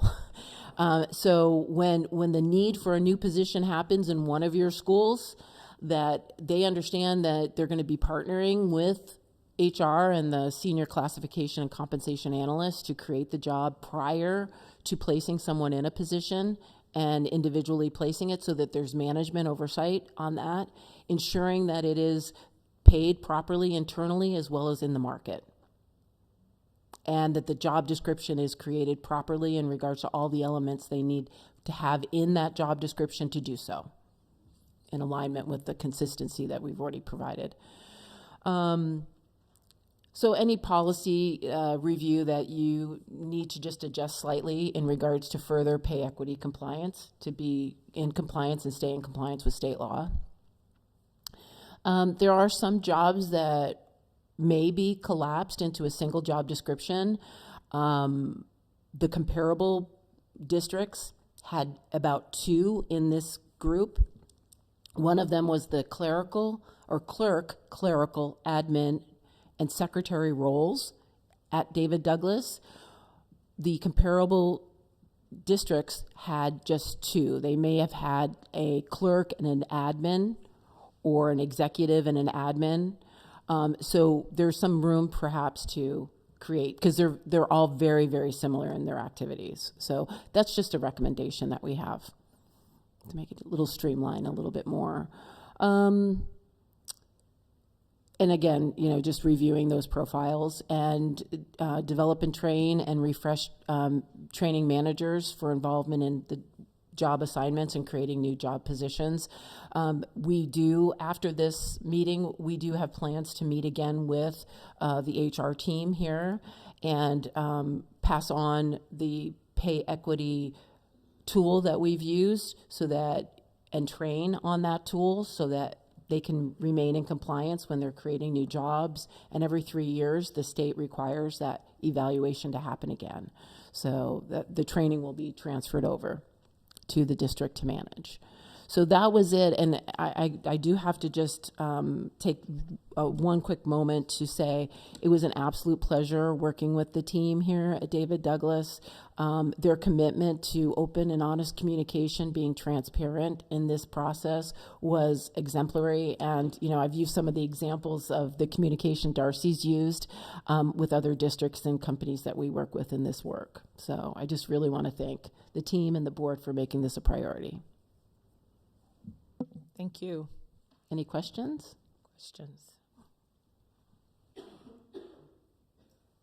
Yeah, I've got a couple, if that's okay. Yeah. So when you're talking about that first recommendation, centralized oversight of job design and pay, what does that look like now? Is there just a bunch of different hiring positions around the district, and you're talking about kind of consolidating them into one? No, what she's talking about is just making sure that we have someone on the HR team that basically has their eye on the ball, that we have somebody that is working. Because with the pay equity audit that we did, that's something, in a perfect world, you would do a pay equity audit after every payroll. Well, we don't have the manpower to do that right now, but in our world, could we do a pay equity audit every year? Absolutely, and that is our goal, is that every year we would do a pay equity audit, and maybe as we get better and more streamlined at it, maybe we can do it twice a year, that's the ultimate goal. So, in a perfect world, to have one person that was their job, where they could do it after every payroll, so you would catch things quicker and not have to worry about going back the 2 years, because by law, if you catch something, it's a 2-year look back. And so that is in the perfect world. But in our world, David Douglas world, we're looking at what can we do within our department and what can we add to a specific position and take away and make it work for us right now. Okay. To keep the work going, because we work too hard to let it go. I've got to admit that I don't, a lot of this is above my head, probably because I'm not an HR guy. And so I'm just, I'm a little lost in the recommendation. And I tried to go into some detail, and I understand that from an internal standpoint. So if you think about a house, David Douglas School District is a house. And all of what we're doing here is really, the infrastructure, the building the foundation, because without accurate and up-to-date job descriptions, that's the foundation of what they do, important work that they do and supporting the children and supporting your mission every day. So making sure that those fundamental pieces are established and they're consistent is best business practice, as well as looking at the pay. We were just, it was a pleasure to be here and hear their comments. It's an ever-changing world. It's daily that's changing. And so having someone that is a classification specialist that has their eye on what's happening with the other comparable, CBAs and what's happening with them, so that you can act and you can plan your budget. I mean, I'm not sure of how much your budget is based on salary, but it's the majority of your budget, I am sure. So that's a big piece, and this position would have their eye on that and understand, not just the next budget cycle, but the long-term goal to be in alignment with your philosophy of pay. So long-term, or maybe we could get some benefit out of that by getting some direct feedback from that individual on as far as our annual budget goes and what we're approving. Yeah, so like for us right now, Pat does a lot of the compensation piece of it right now. And so, again, in a perfect world, would we have one person that would deal with the compensation piece and the job descriptions and keeping their eye on the ball on that whole picture? That would be the ideal. But right now, we're trying to work within what we have. So HR, as we have always done, will work closely with Pat with compensation and all of that. But like I said, I have presented to Andy. I don't know where that's gone, but I've given an idea to him, and I know that Ken and Pat just got this information. They saw this presentation right before winter break. So as a leadership team, we haven't had a chance to meet. We were supposed to meet tomorrow, but the weather has kind of changed that. And so I think we're going to try to meet next week to kind of talk about what true next steps are going to be. Yeah, because I see that where it says review policies reflective of choices made to further pay equity compliance, that seems like that it speaks a lot to the board role. And I wonder if long-term we can get a little more clarification on what that means and how we can, do our part to help make that happen. Because it's a little more specifics around that piece specifically for us would be really nice. I guess that's just a comment. I was going to ask a question about it, but it seems like something I'd need a lot more education around to hopefully help make a reality. Yeah, the pay equity compliance, again, that statement as far as review the policies, if I could, Erin, is basically saying that that is another item as far as knowledge, skills, ability, working conditions, the pieces of pay equity that the law says that you need to comply with. Every company needs to comply with, not just the school district, but all Oregon companies need to comply with this. So it is noting that in your policies, that's the measurement of where you're going to do internal pay equity for work of comparable character. So that's really dictated by the state law around that. And back in 2016, they initialized that. So I think what she's calling policies, we talk more procedures and practices. It's not really board policy, so I think we're talking to. Yeah. So that really, if you put that more into context of practices and procedures. Yeah, thank you very, very much. Yeah. Appreciate it. Okay. One thing, Darcy. Yes. Wow. I mean, you're not somebody who, I assume that you played this role due to your leadership in OSEA. Is that right? I'm not with She's not in OSEA, no. Yeah, she's a HR manager. Oh, outside, I thought it was that one. Okay. Yeah, that's an incredible amount of work, and my head is spinning thinking about 600 different jobs, and it's just really impressive, and I think it'll be so helpful for budgeting. It'll be helpful, as classified union goes into that's next contract negotiation. I mean, it's just really, really great. Thank you for the work, and I look forward to seeing how we can support an annual audit and ensure that we remain in compliance. So thank you all for your work. Absolutely. Thank you. Thank you. Did you? Oh, okay. No, I thought you were going to say something. Okay. We are going to push a little faster moving ahead. David Douglas High School graduation mentor team presentation. It's a lot of words.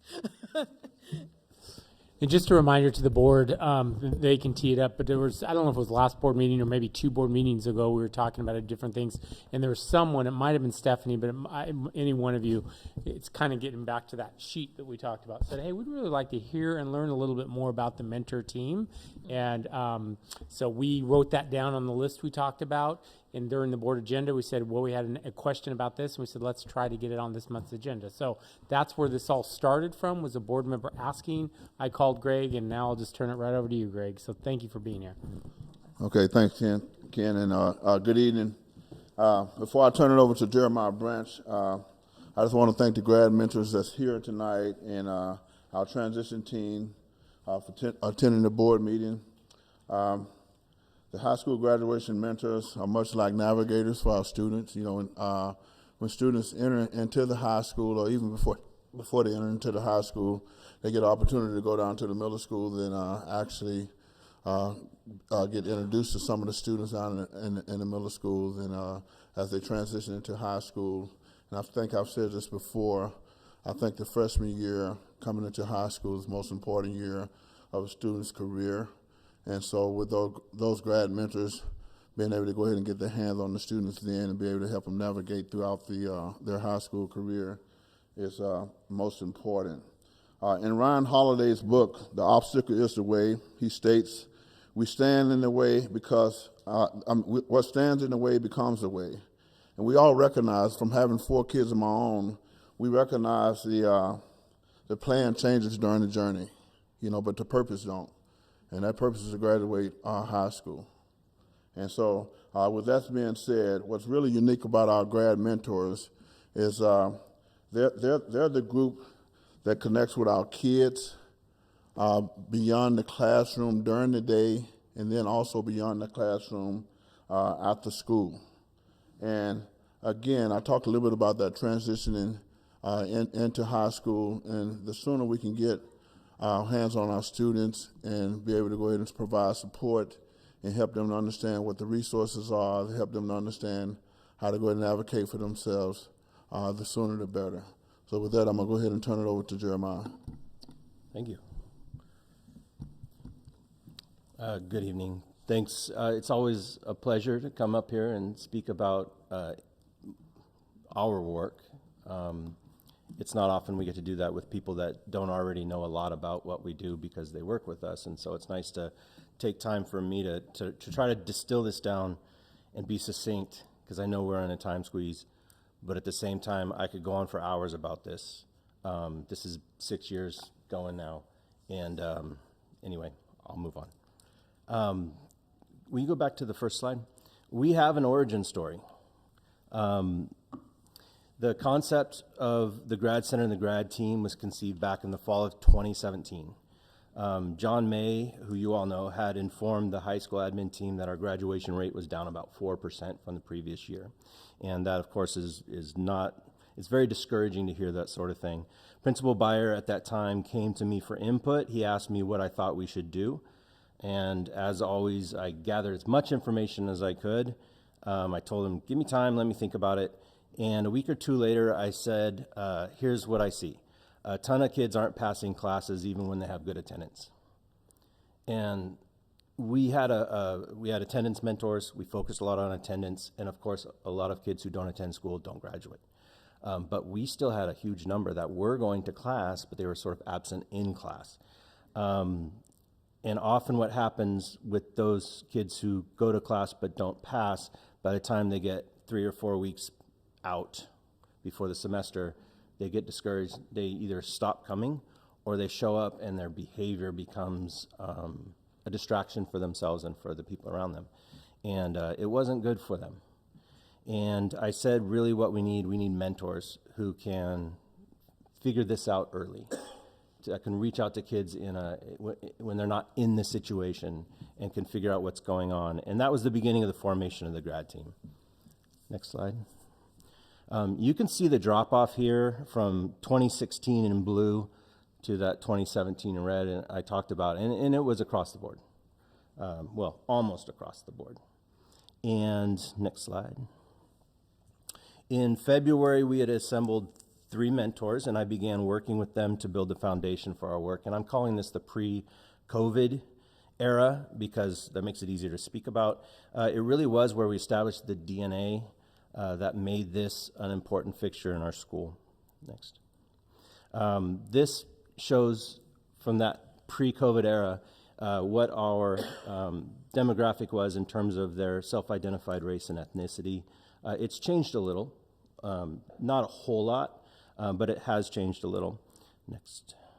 That DNA I mentioned, it was built from research, but it was also reinforced by people who had a lot of experience in this area, schools and marginalized communities. And we, fortunately, a local, Dr. Joy DeGrew, she was, we were fortunate enough to go and learn from her together as a team in that very early on, like the first week or 2 into us being together. That is the mentors and I. And we learned from her. We also had a regular guided program planning sessions with the Stand for Children organization and also the Urban Education Institute, which is the premier, in my opinion, the premier combination of numbers-based but also qualitative-based research. They really have worked at reforming Chicago public schools. And in addition, we had a coach from Stand for Children who came to the Grad Center, which is right across the hall. She came regularly for about a year and a half to work with us and kind of help guide us. And it's nice to have someone who isn't an insider here to reflect back to us what she saw to us. Next slide. And then we built our model of mentoring directly from that work. The architecture here is very focused on helping kids find emotional balance. That's first, and then they can move to higher order processes from there. Much of that is informed by my own work in the neuroscience of learning, which also includes trauma education, trauma-informed, trauma-sensitive education. We always say we know they can all succeed, but everybody needs help. So figuring out what kind of help people need and if we're the people that can provide it. And if not, who can? And that neon area right there really represents classroom learning. Curriculum is much bigger. It's anything you learn from. And social and emotional learning, really all learning is social and emotional. Next. I don't want to read slides to you, but here's a slide. It's also on the handout I gave you. But I do want to emphasize that our practice is to listen and learn, facilitate reflection and goal setting, and then help students to meet their goals. We're very aware that executive skills are the #1 predictor of GPA. Those skills aren't attained magically. A lot of people think, oh, just by the time you're 25, you'll have a fully formed prefrontal cortex. Well, maybe. You have to actually have experiences that lead you there. And those experiences can come early, they can come late, or they can come just in a nice, even trajectory. Well, some of our kids, especially coming out of COVID, as you'll see when we get to this, they hadn't had the same experiences that the previous batch of kids had. And so we would have to figure that out, but that's coming up. If you go to the next slide, sorry, I can talk forever about this. This just kind of shows you that period of time from starting in 2017, that year where we really were wondering why we were struggling so much, to that COVID year. We had a steady increase in graduation rate. We did before we broke for that COVID online. The previous class did reach 80% graduation. And then next slide. But this is the moment, or this is the better representation, I think, because you can see that the growth was universal during that pre-COVID era, straight across the board. Next slide. And then we reached mentoring after COVID. And the moment you've all been waiting for. We've got 2021 to the present. We have a strong social emotional learning focus as well. This is the representation on the left is from an organization called Castle, and if you're interested in social emotional learning, that's the place. Like they teach us a lot about how we should interact with each other and with our kids. They put things into tidy little models like this. And then you can see we added a school counselor. We knew coming back from COVID we were going to need to do some things. We added a school counselor, we added a school social worker, and we also extended the 9th grade digital literacy program to a year-long class. We included specific curriculum intended to accelerate the acquisition of executive skills that I talked about, and a lot of it was through the social emotional learning framework you see there. Next. The following year, we took that digital literacy class and we rebranded it as Level Up. We added an attendance specialist, a mentor for our Pacific Islander community, and are holding enrichment sessions during a Level Up to provide unique experiences for kids, focused on developing interpersonal skills, critical thinking skills, and problem-solving skills. We use no electronics in those sessions. It's a classroom surrounded with whiteboards and easels and other things that are hands-on interactive, and it's called the CoLab in the spirit of collaboration, but it's been a great experience. I actually teach that, and the mentors work with me as well. We pull kids out of their Level Up classes. It's not taking away from anything. It's actually just an enrichment to level up. And I should note that the mentors are actually involved with all of these people and programs I mentioned.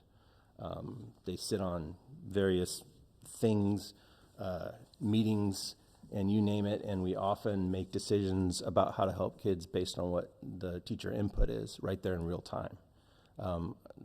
Sometimes we'll walk away from the meeting and I say, okay, why don't you meet with that kid later, and we'll figure out what's going on, see if they what they need. And anyway, it's a good real-time early detection sort of thing that we do.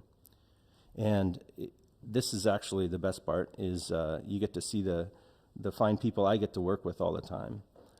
You see that the top, left to right, and then top to bottom, we have Maria, Greg, Dylan, Dana, Andre, Joseph, Joanne, and Gabe. And they are spread across 5 different buildings, obviously. We have 4 at DDHS because, of course, we have a big population. And I will say that they fill so many roles for a lot of kids. And our mentee population really breaks down. I know you're probably interested in this. We like to disaggregate the data in the Grad Center. But you can see that the kids we serve, and actually the pie chart's great, but I like the next one. The next one kind of shows you in yellow the mentee population that we serve as compared to the all-student population. And we can break this down in all sorts of ways, but next slide. But we're really trying to serve as many kids as possible. Our mentors work with kids beyond the Grad Center as well. They also work with teachers and administrators. They sit on different committees, as I mentioned. They're involved with parent nights, with conferences as well. There's a list there that's not even comprehensive. There are things I don't even know exactly what they are that they do. The middle school has green team meetings, for example, and I'm never quite sure what the green team does. They're on the attendance teams, and I know what those guys do. But there's a lot of things up there. The slide's there for you as well. We've got a lot of coaching roles, which actually is a lot of bang for the buck. If you've got a mentor who's also a coach, that means that they're working with a lot of people. And we have 2 mentors in the back of the room who are football coaches. So they're working with a lot of kids. And you get a lot of instant cred when you have one mentee who has then 5 friends who could use a mentor as well, and you start getting some buy-in from kids too, because after all, you got to want to be mentored. Otherwise, it's kind of a rough relationship. You can't force it. Next. And again, I don't want to read slides. I'm just going to kind of summarize the themes of these. These are testimonials, which I gave you in print, a more comprehensive version, because I mean I can say as much as I can think of to tell you, and it's still not as powerful as what other people say. Next slide. The themes really boil down to mentors providing safe, consistent adult presence and guidance for kids and a trustworthy partner for parents. And they themselves, actually us, we're kind of a family of sorts. We take an interest in each other's kids, and that's school kids and their real kids. We celebrate breakthroughs our students have. All of it strengthens our work. They're passionate and driven people. We fuel each other, and we know we're doing great things for the community. And the last slide, I did this fast, didn't I? The last slide is the student perspective, and I'll let them tell you. It's been real helpful for me to have a grad center mentor because they really help you with your work, and it's not tedious trying to catch up with your grades. And I've came to talk to my mentor because I was mad at one of my friends and I was going to fight them, and I had to come cool down and I had to talk to them before I had any issues with them. My mentor was Miss Tillery, and I feel like to me she was important because she was there. She was known to just like pull students out of class and like help them do their work, like actually make sure they're doing it and not goofing around. Having a grad mentor helped me so much by helping me improve with my work and being able to do my work and focus, so I don't have to go through the same thing again and failing in school. It's been beneficial for me to have Dylan as my grad mentor over the years because he has helped me and helped me grow as a person in general with my schooling, my mental health, everything. Like, he supports me. Having a grad mentor has helped me keep up with my grades and stay on top of homework. My grad mentor, Dylan, has helped me advocate for myself. He's advocated for me. Having a grad mentor here at David Douglas is probably one of the best things here for me because I have someone I can trust and rely on to no matter what the situation is. My grad mentor is my comfort zone. Every time I'm at my lowest, I know who I go to. They help me through life situations, school situations. No matter what the situation is, they will always stick by your side no matter what and keep your head up. Thank you very much. Thank you, Jeremiah. As you have seen, our grad mentors have quickly become an integral part of David Douglas High School. They are mentors, and they are coaches, advocates, tutors, confidants, and thought partners, and not only to the students. The secret to their success is not such a secret. It is their ability to connect with our students and the ability to forge relationships. Thank you for your time. And I would encourage you, those testimonies like you read them, they're good.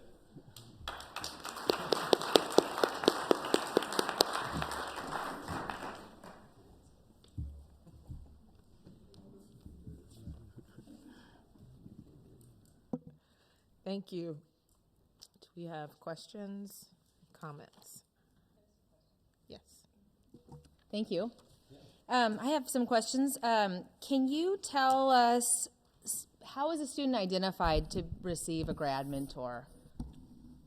Much of that has to do with their counselor, but I also regularly take data out of Synergy and look through it and see if, are there changes that I'm seeing, and if a student is changing for some reason, we like to investigate that.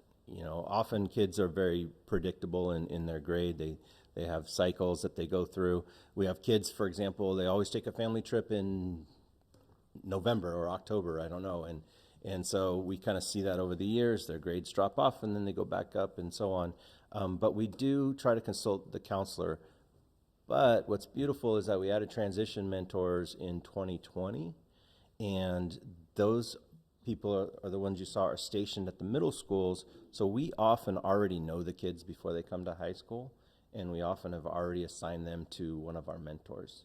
And we get to know them in sort of a warm handoff during 9th grade counts, where they will meet the mentor and get to know them. It's kind of another way of having someone they trust vouch for the next person. And sometimes it'll just be just good old-fashioned, the kid walks in with someone else, and then we end up, hey, what's your name? And then we look at their grades, look at their attendance, say, hey, maybe you should come in here once in a while and do some homework, or that sort of thing. They might not even be mentored. They might just come in during lunch for a quiet place to eat and chill. Because, some people don't respond well to crowded spaces or long days without personal time, so there's a variety of ways, but most of it's from data and, of course, teacher and counselor observation. Thank you. Another question I have. How many students are we talking about? So we're talking about, that's a good question. It's a very fluid situation because sometimes the kids at the high school will they'll transfer to Fur Ridge. Sure. Sometimes they'll go to online school. And in those cases, we'll one out and we'll get one in. We found that we work best when each mentor has about 50 kids. Okay. We took on up to 100 at one point, and it sort of worked pre-COVID, but after COVID, no. There was a lot more that had to be done to support each kid, and it was not effective. Mm-hmm. So, and at the middle school level, that's decided by the counselor and the administrator there, and typically they work with everyone who might possibly need them. But they'll work very specifically and diligently, usually with kids who are struggling with attendance. Each school is a little different in how that operates.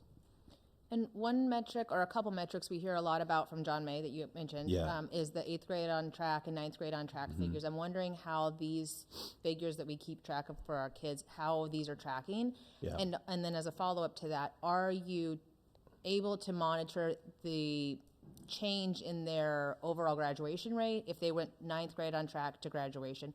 Because one value we hear a lot from John May's presentation is that if you're 9th grade, if you're off track, meaning you don't have a math credit by the end of 9th grade or you have less than 5 credits, I believe, you're like 10% likely to graduate. Yeah. And so I'm wondering if you have data that shows impact on those most at-risk students.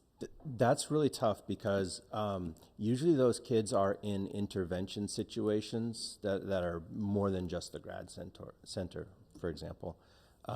And so when that happens, when a kid is having, like, for example, maybe the kid has an IEP, and therefore they'll have a caseworker, they'll have accommodations, they'll have maybe one of us, and then they'll also often have very specific courses that they take and so on. There's all sorts of things that can occur. It's hard to tell exactly the impact that might happen from the mentor program. But that social and emotional part of it is really easy to tell just from talking to a kid about how they're feeling about school in general. Our data is,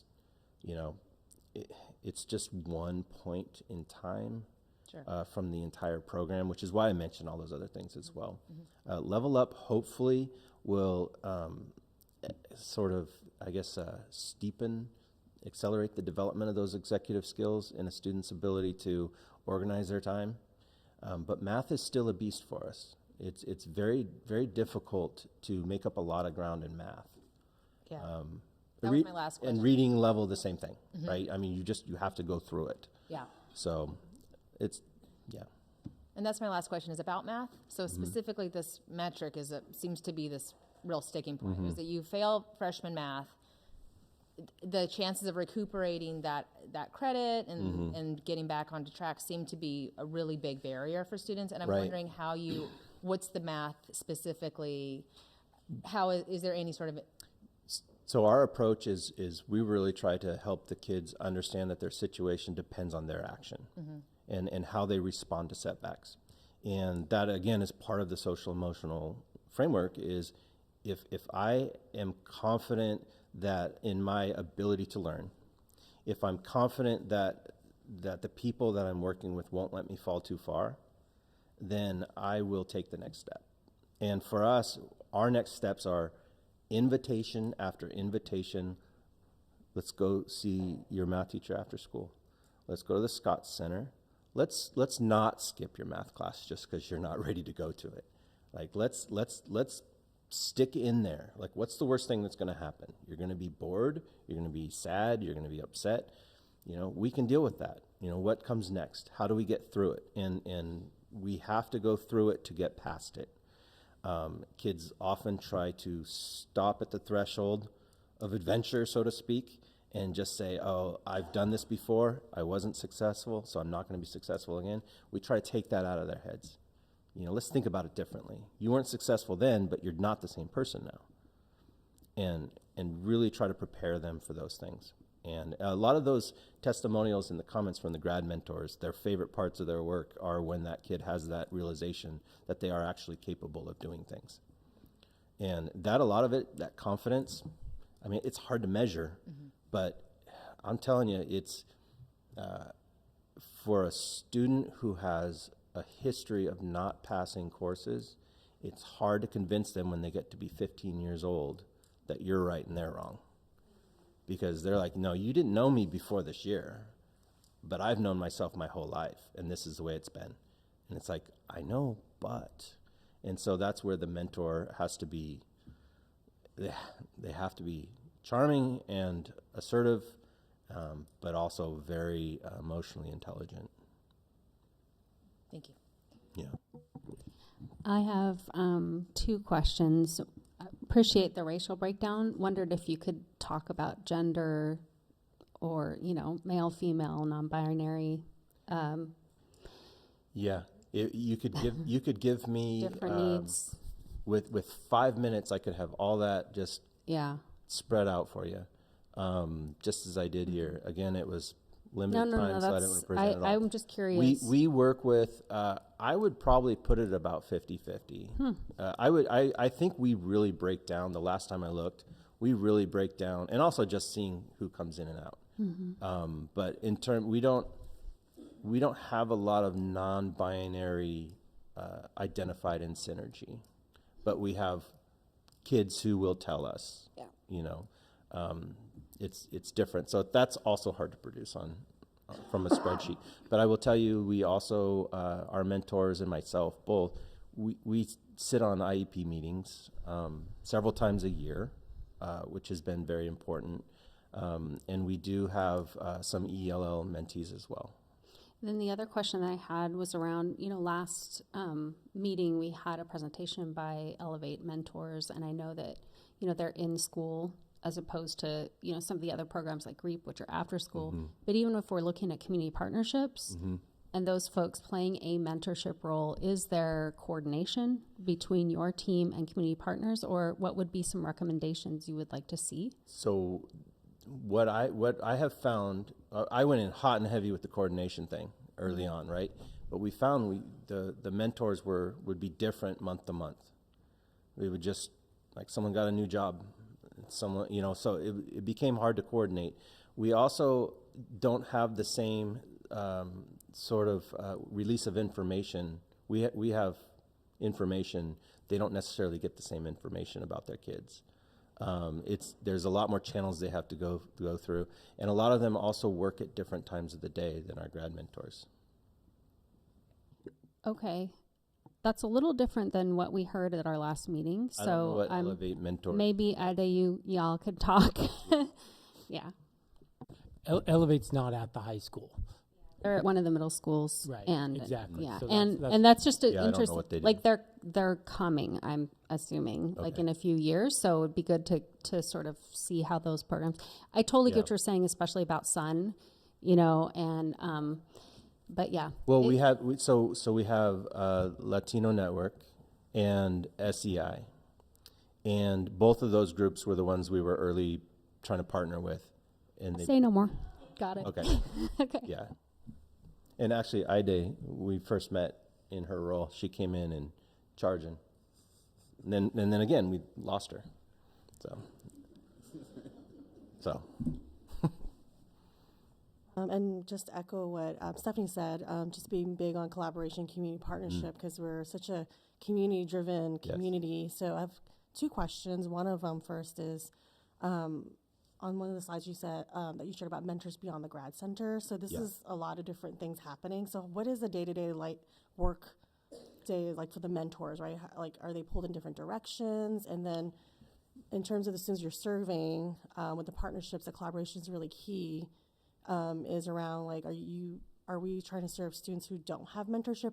Is there collaboration amongst, like, sometimes we're all trying to serve duplication of services, and that's the only question I have about. So from my experience only, that's all I can go give you right now. Is from my experience is that our mentors are more focused on kind of getting kids from A to B with their grades in a very overt sort of way. Like, they sit down and they'll make a SMART goal with a kid. Okay, you're going to go to your class and you're going to do this, and then by that day you'll be doing this, and and these are the results that we're after.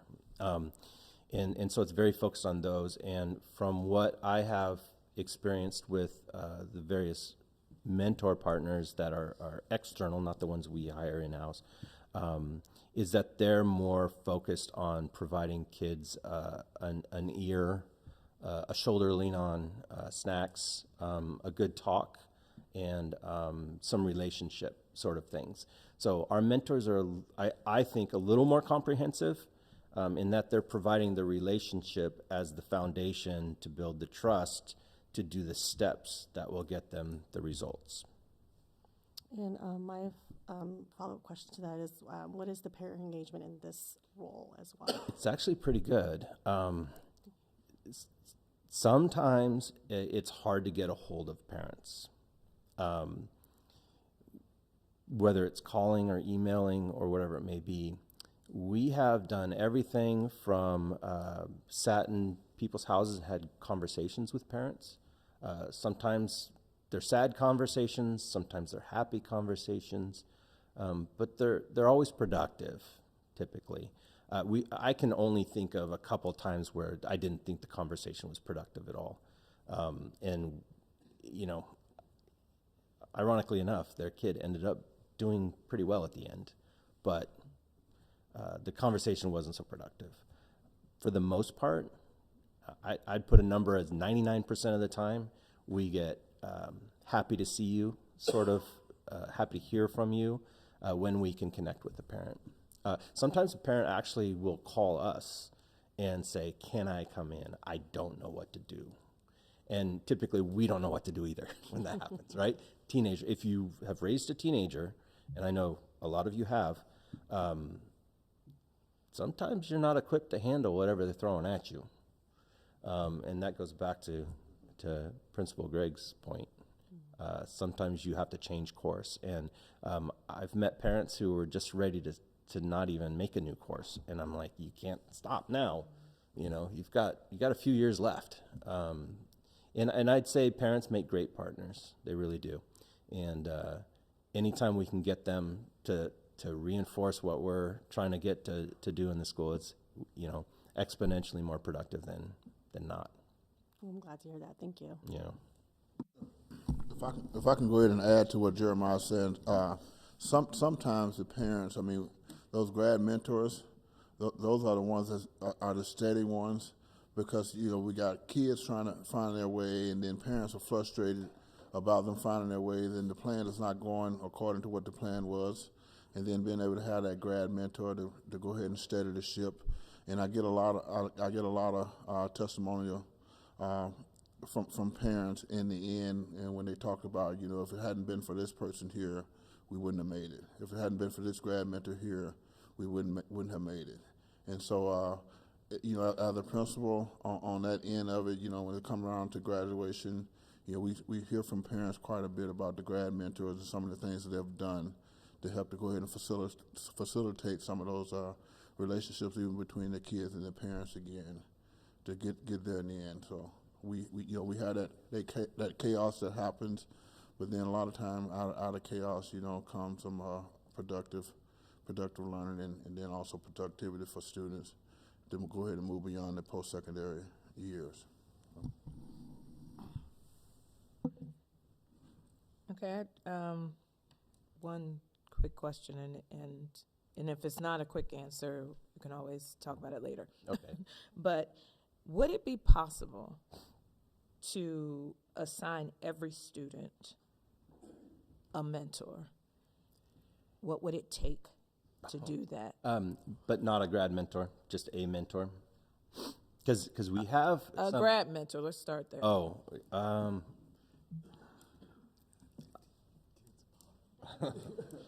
well, I mean, school population divided by 50 tells you how many you need, times that by what they cost. That's what it would take. I don't know that we have the capacity for space. I don't know if we have enough people with as big of a combination of heart and intelligence that our current grad mentors have, but I'm sure we could put out a search who are willing to do that with kids. It would be awesome. So broadening it then, would it be possible if we were to include those partner mentors, right, between all of the partners and the grad mentors for every student to have a mentor? Absolutely. Here's the deal. We have the different organizations have their different expectations. Right. So to do it like our grad mentors do, that would, for me, that's a non-negotiable. If a student needs what a grad mentor provides, you got to do what a grad mentor does. But we also have a tiering system here. Our grad mentors and myself, we tier kids based on how much need we think they, it's an intervention system. Sometimes a grad mentor, as we gradually release the kid to their junior or senior year and they don't seem to need one anymore, we put them on a monthly check-in anyway. And the grad mentors, we're doing it every 3 weeks or every 4 weeks, they're pulling the grades of all their mentees formally and recording them so they can see, okay, how many D's and F's does this kid have right now? What is their attendance situation? Are they getting behavior reports? And so they're working on that in a formal way. They're also tracking daily, how their kids, or weekly how their kids are doing. But that student, there might be a student who needs to be met with weekly or more, and then there's a kid that might be on monthly or biweekly. And so to your point, it's possible. I mean, you thought of it, so it's got to be possible. Like we think we can do it. Yeah. But the question is does everybody buy into it? All those partnerships we talked about. So what I heard you say is that it would take money, it would take people, and buy-in. Yeah, and the money a lot of it would be for training as well. Yeah, because you saw what I called the DNA, the architecture of the program. We didn't found it on fluff. Like, this is stuff. This is real stuff. And people need to learn it, and it takes a while. I wish there was just a way. There probably will be in the future. Elon Musk will do it. Just how do we download what I know into you and you into me, and we just all of a sudden we know everything. But until then, yeah. Okay. And then is there ever a point when in the exchange, and you learn things from the student about their experience and what's some of the barriers are, Yes. where then there is work that's directed towards particular teachers? Yes. And that becomes part of their development as well? Absolutely. Okay. Yeah, that's the advocacy part some of those kids were talking about. Yeah. I need someone to stick up for me because I think that the miscommunication isn't just on my part. Yeah. I think the teacher needs some conversation as well. Great. And that's reminders of late policy, retesting opportunities, even asking a teacher to reconsider how the grade was calculated, and grade changes have been submitted in the past. And we have one of our mentors is our premier restorative circle leaders. And there have been times where I was talking to a student and I said, well, look, it seems like you guys need to sit down together. We're going to get Dylan over there. Let's get you back to class after you do this. See how it goes. And he's pretty good at it, from what I hear. I've never sat in on one of them because that would be, I don't know, uncomfortable for people probably. But I've heard he's good at it. Florence is nodding. But I will say that I know the teachers involved, more than one, and they're usually willing, because teachers want to do the right thing. Yeah. They're usually willing to admit, you know what, maybe I didn't do that right. So. Great. Thank you. Yeah. Thank you so much. Thank you for all the work that you're doing for our kids. Absolutely. Appreciate it. And we had you stand up, but I want to extend a thank you to the back row too. And I wrote it down. You were called charming tonight. So yeah, seriously, thank you all for what you do. They really are. Thank you.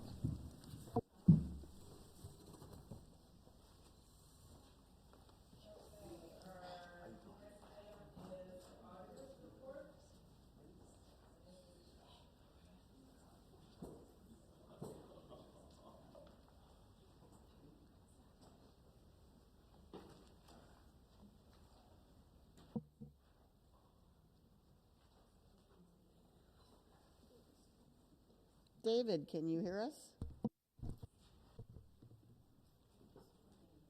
David, do you hear us? Nope. Good evening. Can you y'all hear me? We can hear you, yes. Can y'all hear me all right?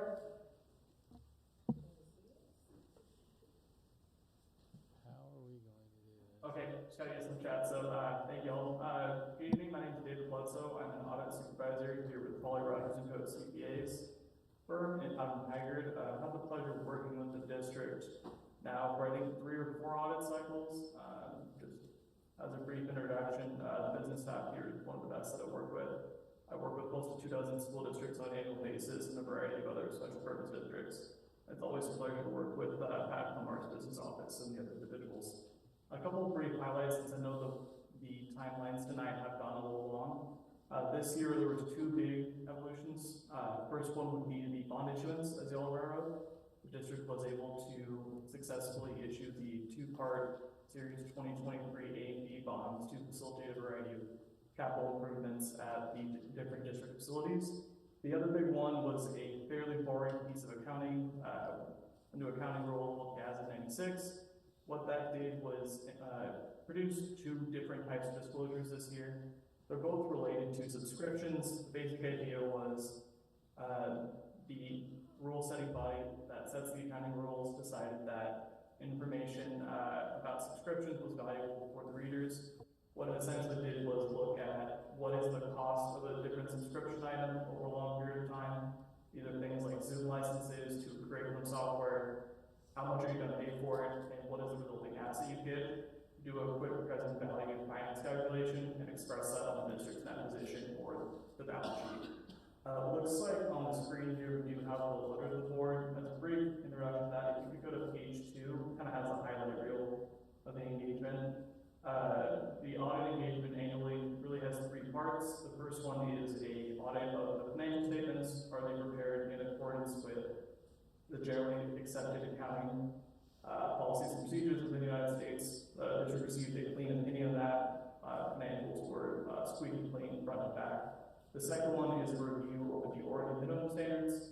These are things like compliance with big quotes, property and insurance information, and teacher experience reporting. Noted there as well. The third one is a single audit over the district's spending of federal grants. This year we focused on ESSER again, as well as the special education cluster.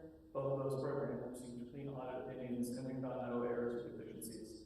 In addition to that, we do annual procedures over the student investment accounts funded through the Student Success Act.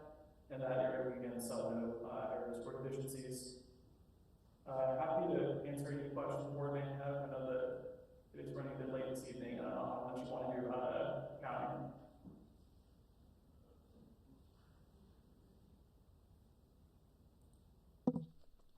questions?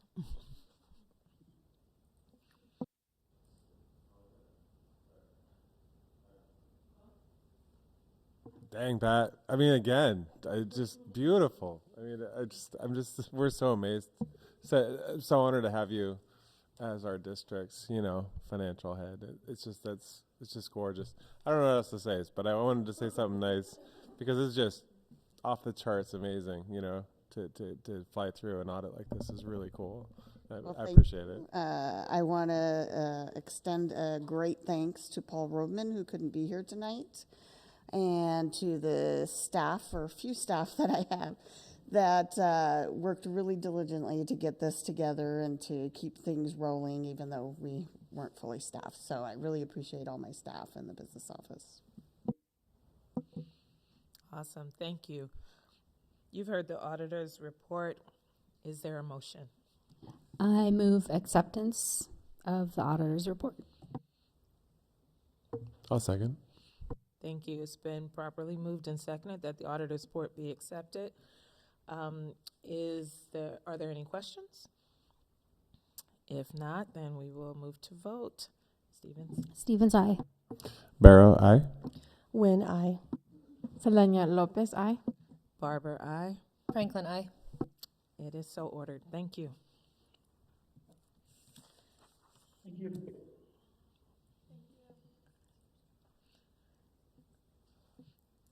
Okay, then moving ahead to our consent agenda items. Again, this is an action item. I move approval of consent agenda. I second. It has been moved and seconded to approve the consent agenda. Are there questions? If not, then we will move to vote, starting with Franklin. Franklin, aye. Barber, aye. Selena Lopez, aye. Win, aye. Barrow, aye. Stevens, aye. It is so ordered. Thank you.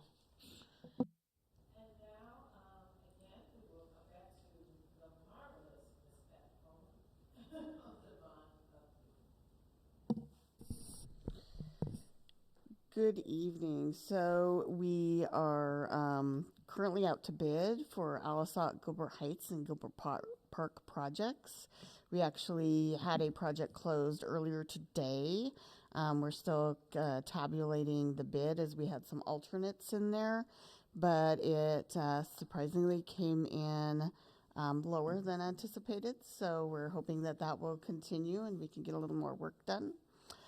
We'll provide more information on that later. I know last board meeting we had a question brought up on MWBE, and so we will address the minority women business, emerging business question next month. I do have a couple more staff out, and so it was a little bit of a scramble this week to get things done. We are starting on West Powellhurst, Floyd Light design work already for summer of 2025. We'll be getting ready for the other projects for that summer here as we are finishing up our bids on this summer's work. We did want to let you know we'll be moving the Mill Park Fir Ridge renovations to summer of 2025 and the Ron Russell Earl Boyles projects to summer of 2026. We're just switching those mainly due to issues that we're having with the roof at Mill Park. We thought we better expedite that and evaluated which projects could we switch around so we could get them done a little quicker. Pence Constructions finished their bids on North High School renovations. We're going through those and reviewing scope. Again, we have some alternates in there that we need to decide whether we're going to accept or not. One in particular is regarding the bleachers. And so if you've been in the high school, it's, for me, a little scary, those bleachers. One, I don't like heights. And two, the age of those bleachers, even though they're in really good shape, we've taken good care of them. They are really at the end of their lifespan. So we've been, in true Scots fashion, duct tape and baling wire those together. So we did ask for an alternate on replacing those bleachers, and we're kind of looking at, is that something that can fit into the scope, or are we willing to bring a little more money to the table to get those replaced? They would accommodate fewer students. We would need to make them ADA accessible. So that's another concern, is you will lose some seating if you do replace them. As you saw in the memo, I got you an update on our Deerdorf property.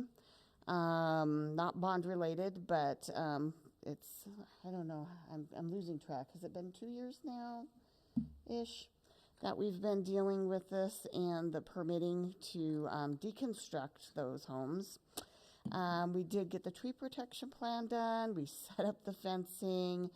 They came out to inspect and said that we needed to modify the fencing. And then as we are trying to get that modified, someone has come up, got their vehicle stuck, and tried to actually, I think, make off with the fencing. So we'll be battling that for a while. It's probably still going to be a couple more months until we get those deconstructed. So we do have a bond oversight committee meeting here in a little over a week, and they'll be at the February meeting to present. I was just curious, was it the bleachers in the basketball court in this building or the one that's on the other side of campus? It's in North Building, so things Okay. are focused in North Building for this summer. Because these are kind of freaky too. Yeah, that's a whole different. Thanks. All right, thank you. It's time for the approval of our master calendar for 24-25, also an action item. Mr. Long. Yes, good evening, and it is incredible that we are in January, but we are here to approve the master calendar for the 24-25 school year. Yeah, why is that? I know. Well, I'll tell you why. The calendar is up for your consideration this evening, and really I'd like to be able to just take a brief moment and explain why, and then why behind the calendar, and then a little bit of what we're required, so the purpose there. The why really is so our departments like HR and business can get organized and shifting systems over for the next year. Believe it or not, they're already starting that now. And so that's one of the reasons why we ask you to approve it.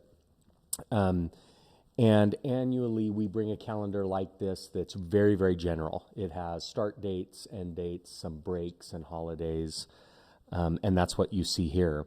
And if this is approved by you, then in collaboration with our admin and our labor union, we will go back and fill in more days that work with our collective bargaining agreements, grading days and end of the semester and parent communication and things like that.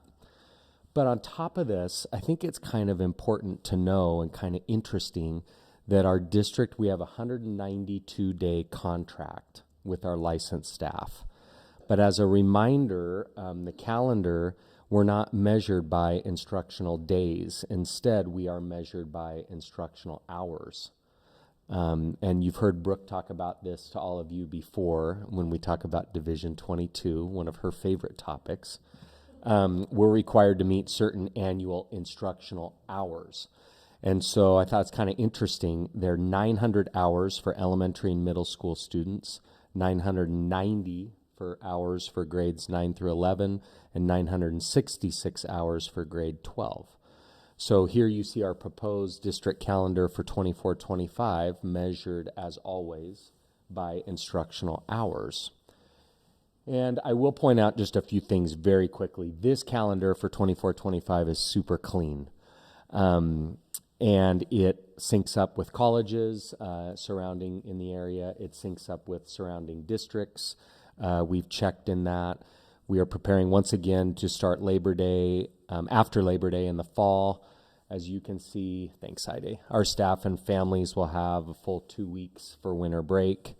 We have a June 12th date for the last day for students and a June 13th last working day for staff. So it's pretty clear-cut calendar this year, which I think many will like. And so with that, I bring it back to you for consideration. Thank you.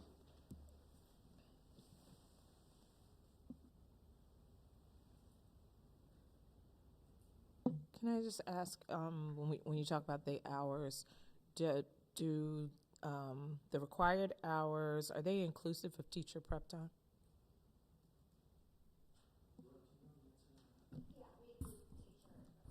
So teacher's prep time would be counted in, that would, towards meeting those hours?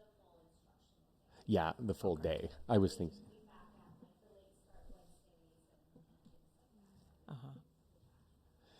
And like a teacher work day is distracted. That counts too.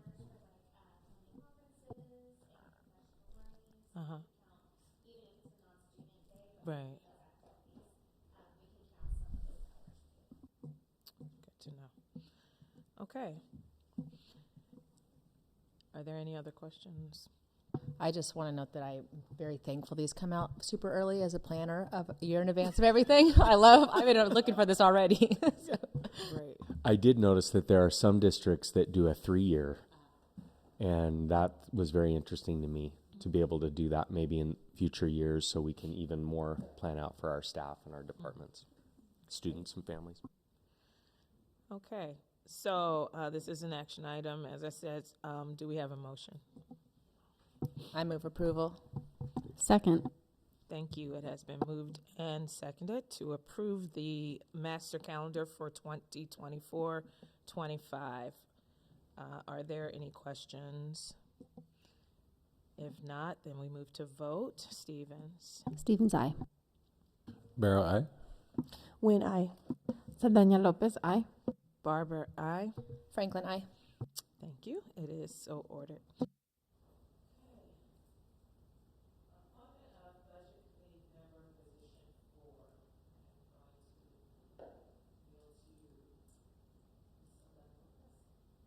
Yeah, so this is not an action item, but just wanted to appoint or reappoint Katrina Whittle for another 3-year term.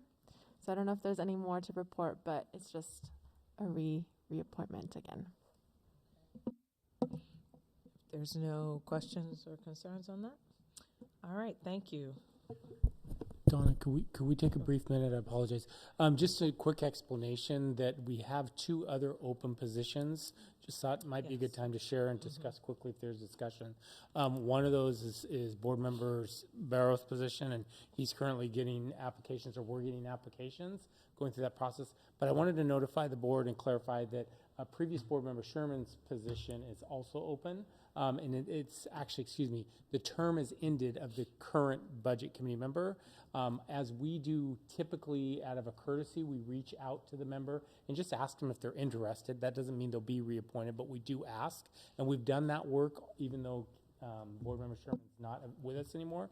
And we did ask that individual, and they did say they'd love, I don't know if they said love, but they'd be very interested in, willing and interested, I think. I think she did something around the statement, I'm just now actually learning and feel like I'm more confident in the process. So I just wanted the board to know that. We don't have to do anything about that tonight, but just a heads up that is there. I think that is something the board could talk about, and we could just move forward with that. Unfortunately, then the new board member wouldn't select, or we could wait till February when we select, and the very first thing we do is say, hey, we have someone that might be interested, or you can go out, but it would be very, very fast, or we'd ask for something very fast because Pat needs those names and needs to be moving forward. So I just wanted to bring that to our attention. Is there a preference from the board? Do we want to try to move forward with the current person, since that person is interested in remaining, or waiting until we fill the board seat and to give that person opportunity to suggest someone? There's no requirement one way or the other. Just wondering if there's any preference. I'd rather keep the person who's interested and has some experience on the board. I mean, yeah, but that's how I feel.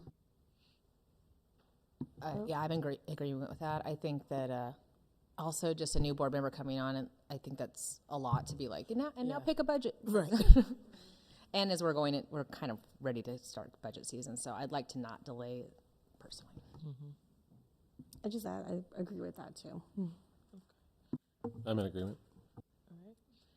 Okay, well then if we're all in agreement, we agreed that we want to ask the current person to remain in that position and appoint her to that spot. Thank you. And Aaron then would pick next board meeting for his vacancy based on after those close, the application pool closes. Is that correct? I believe so. Yeah. And Yes, that's correct. When does the pool close? Okay. All right. Thanks. And then board policy. This is a second read, so therefore it is an action item. Are there any comments from the the policy committee? I'm sorry. Oh, could we just have the two just updates of current policy, and then we have the new policies. Early return to work and the program exemptions are both highly recommended by OSBA, and they also align with our new state laws. And then we have the religious and cultural holiday policy that was not highly recommended, but was an optional policy that we felt really aligned well with our district and the very diverse community that we have here.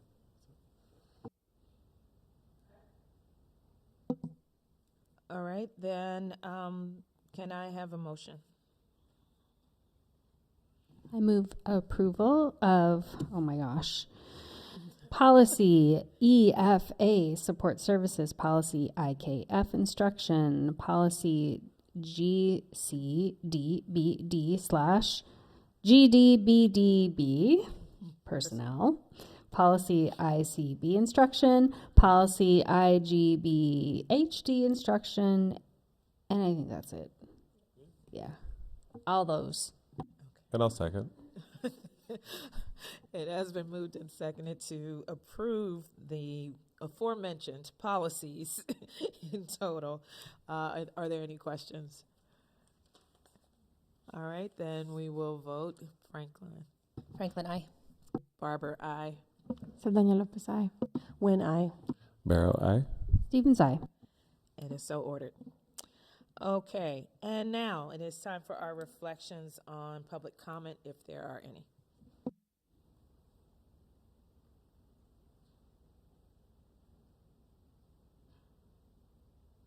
And that could include, I don't know, if there were follow-up questions concerning anything. Oh, I was going to bring it up later. I would like to rearrange the flags. I think they're backwards. I think he was right about that. I'd like to bring Rearrange what? Our two flags are. Oh, okay. Yeah, if we could do that, that'd be highly appreciated. Sure. Any Very appreciative of the work that our union has done to bring the voices of our educators into the room. And, we'll be looking at that as we move into bargaining. Very sobering, some of the responses. Yes. I want to circle back to last board meeting and also some of the conversation around exclusions.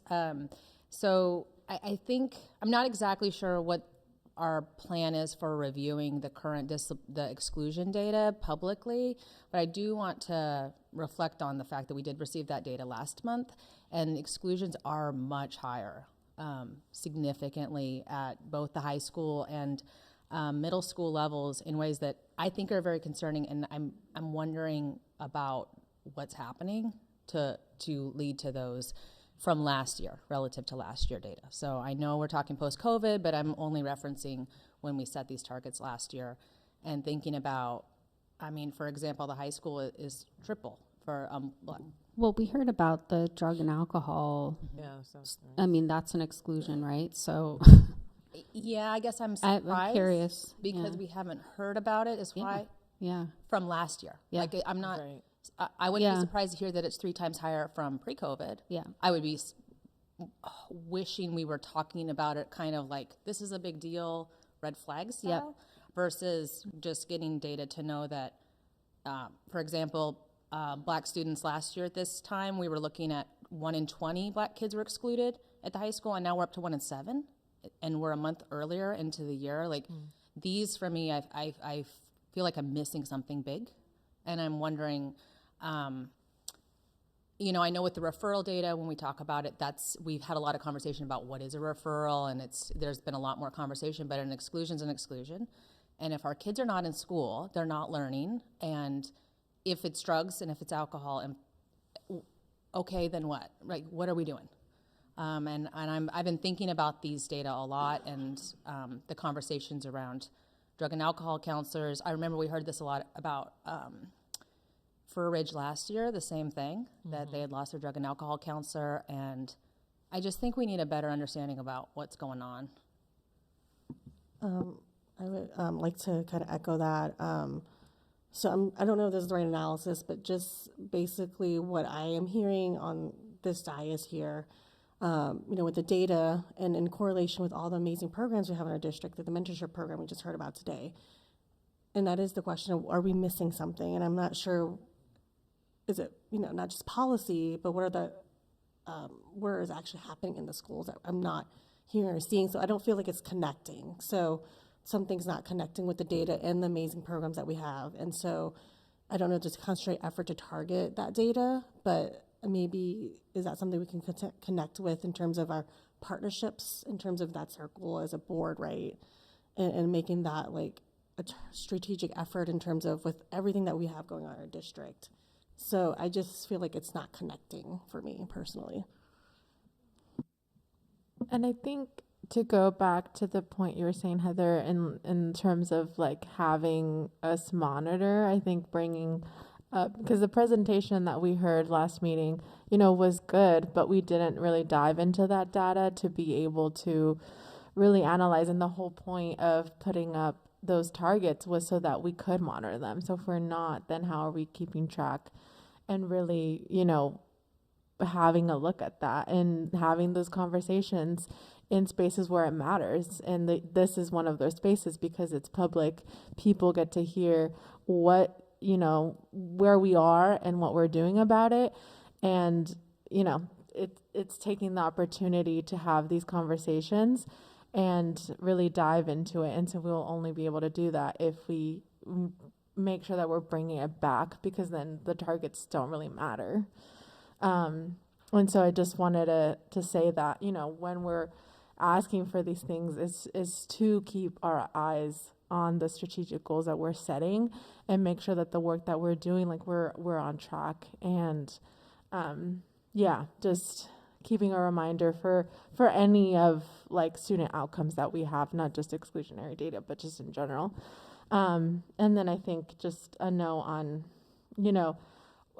hearing from our educators and just saying how much I appreciate, everyone who's come, especially because this is your off time. This is one of those times where you're coming outside of work to advocate. And so really appreciate that. And especially for all those folks that were first time, folks coming up and talking to like a body like this.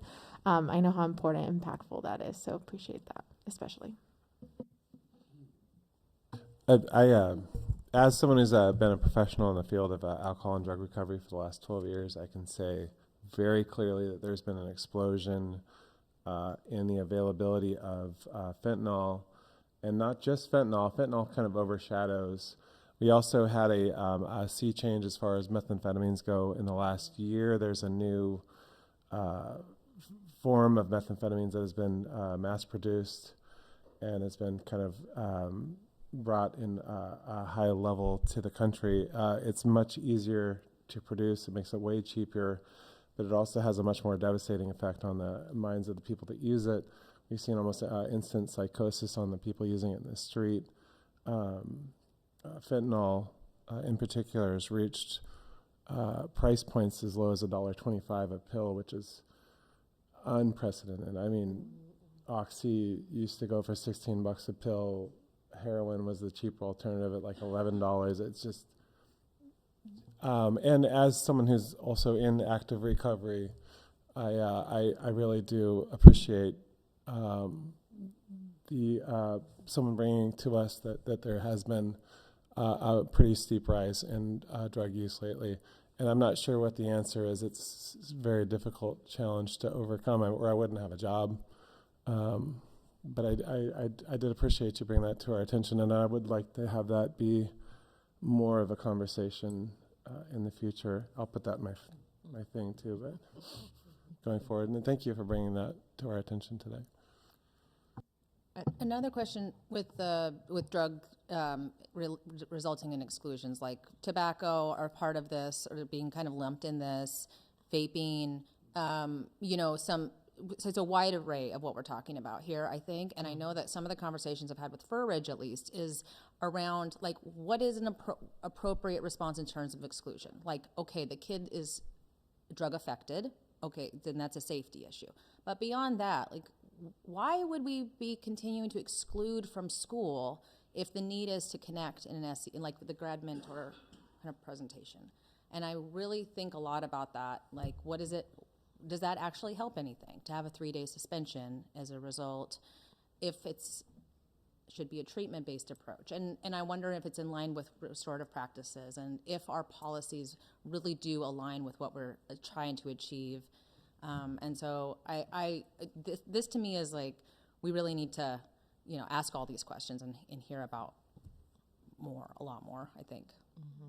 One thing to add to that comment really quick is in my conversations with the community, in my other elected official capacity as a state legislator, I think I hear a lot of conversations about drug overuse in terms of like community-wise, but there's never a conversation that really talks about our youth impacting. So I think that sometimes there needs to be more equitable conversation around the different demographics of who's impacted. So I always hear about adults, at least in the spaces that I am, and about the targeted interventions for the community at large, or what people see, but people don't see what's actually happening in our schools. And so I think I want to lift up what Erin said. I think we should continue uplifting that, so we know that there's a need in our schools. And I don't think people understand that there's that, I think they know, but they don't really truly understand. So I appreciate, for me, there's so many things going on, so it's really helpful to have community members come up and share those perspectives.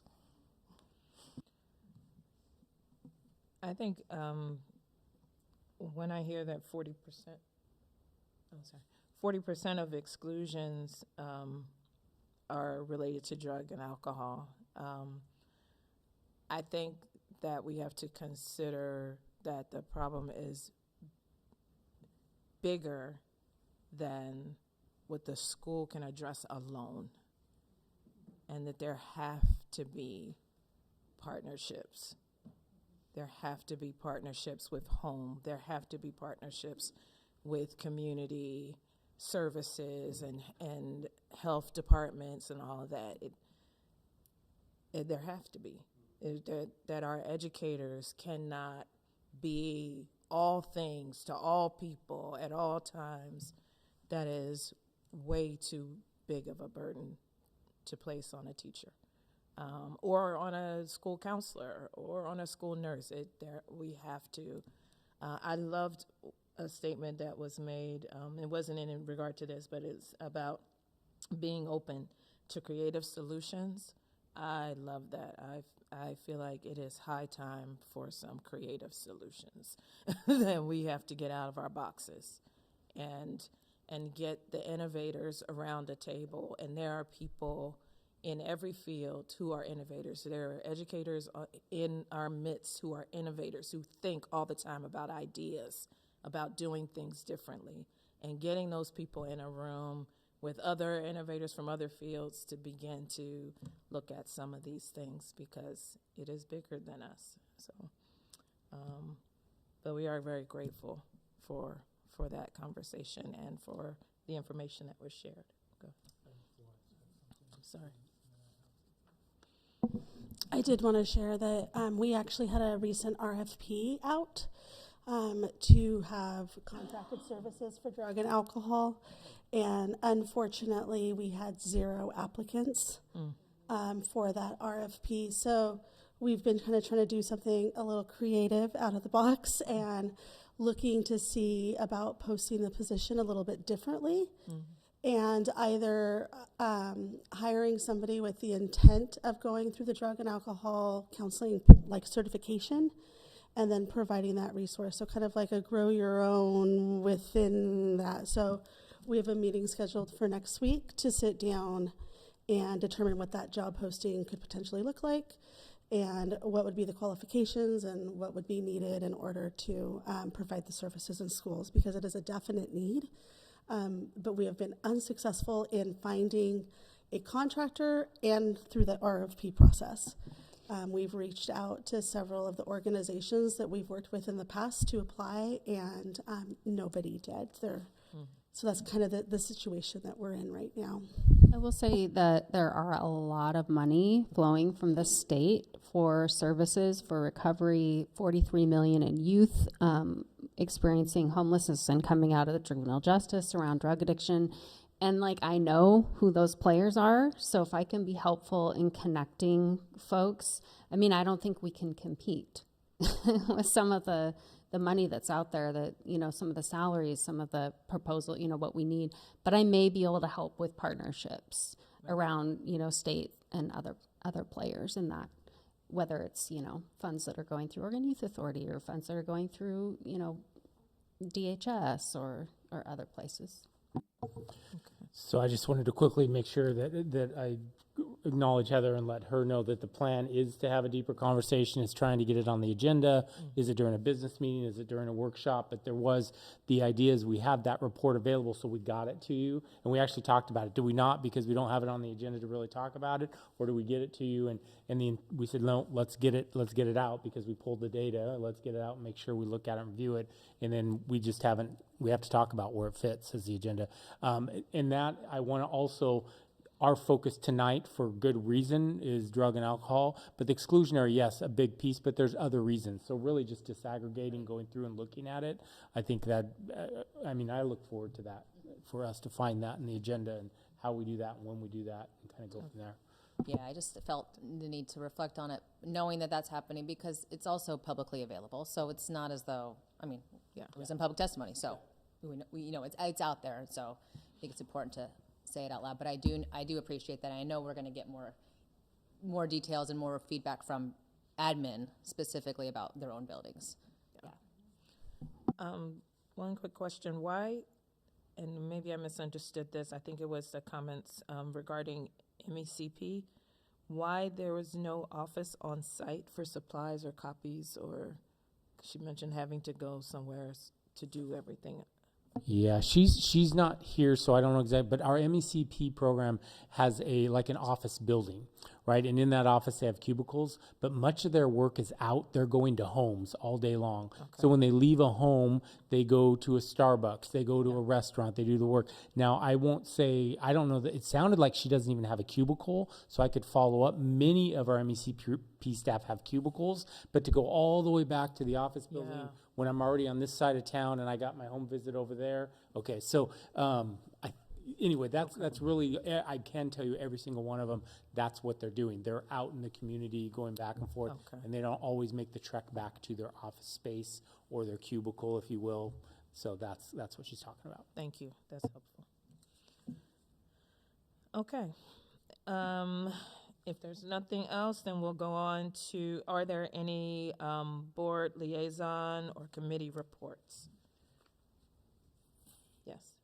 It's a little bit outside of those scopes, but this week I got to come for a STEM panel with the Science Adoption Committee team was talking about science adoption and science curriculum. Sorry. Right, and they invited a bunch of STEM folks that work in STEM like me, and we got to be interviewed by high school students in the STEM club about what our jobs like, what science classes, what we would hope came through the science curriculum. It was a really super great experience, and Brooke's team did an amazing job.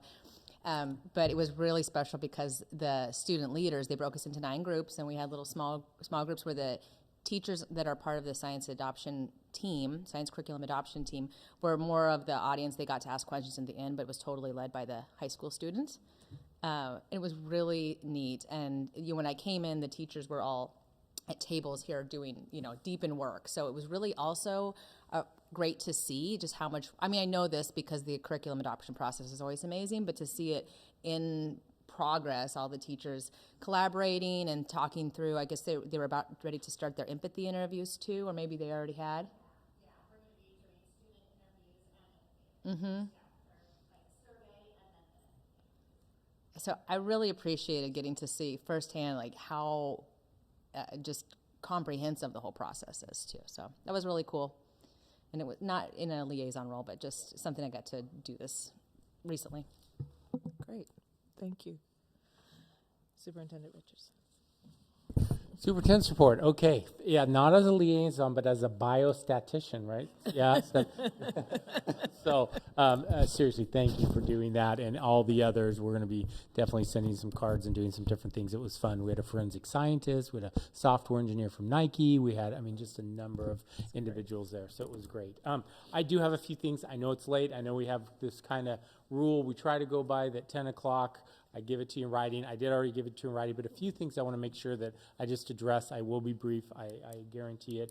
But first and foremost, I want to acknowledge and recognize our weather communication today that we sent out, and I want to recognize and acknowledge that is a hardship on our families. We do not take that decision lightly, but we do think it was the right decision.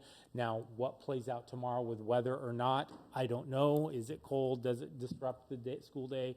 I can tell you that many of our local districts did the same thing. And if you're listening to this outside of this room, what we've decided and we've sent out in communication, it's on our Facebook, it's on our webpage, we've sent emails, but we are closing our schools early tomorrow, about 3 hours early at each level. And that is to avoid any possibility of a freeze, of the freeze that might be coming. So in the past, our families have communicated with us as if you know the day before and are thinking about it, please communicate the day before. It's so much easier for us than the wait in the morning. Yeah. So again, it might not turn out that we had to, and I will absolutely apologize for that. But at this point, the decision has been made. We will be closing schools early tomorrow and going from there. Second, we already talked about the board agenda and a new process really to get things in writing. That's just to help because many people, what if we talk about this and what if we talk about that? And we're trying to make sure we get the agenda right. So thank you for all of your input on that. I do want to share one of the things that's on there is we have a running list. And one of the things in the running list we've talked about is what are going to be actual board agenda items and what are more just feedback.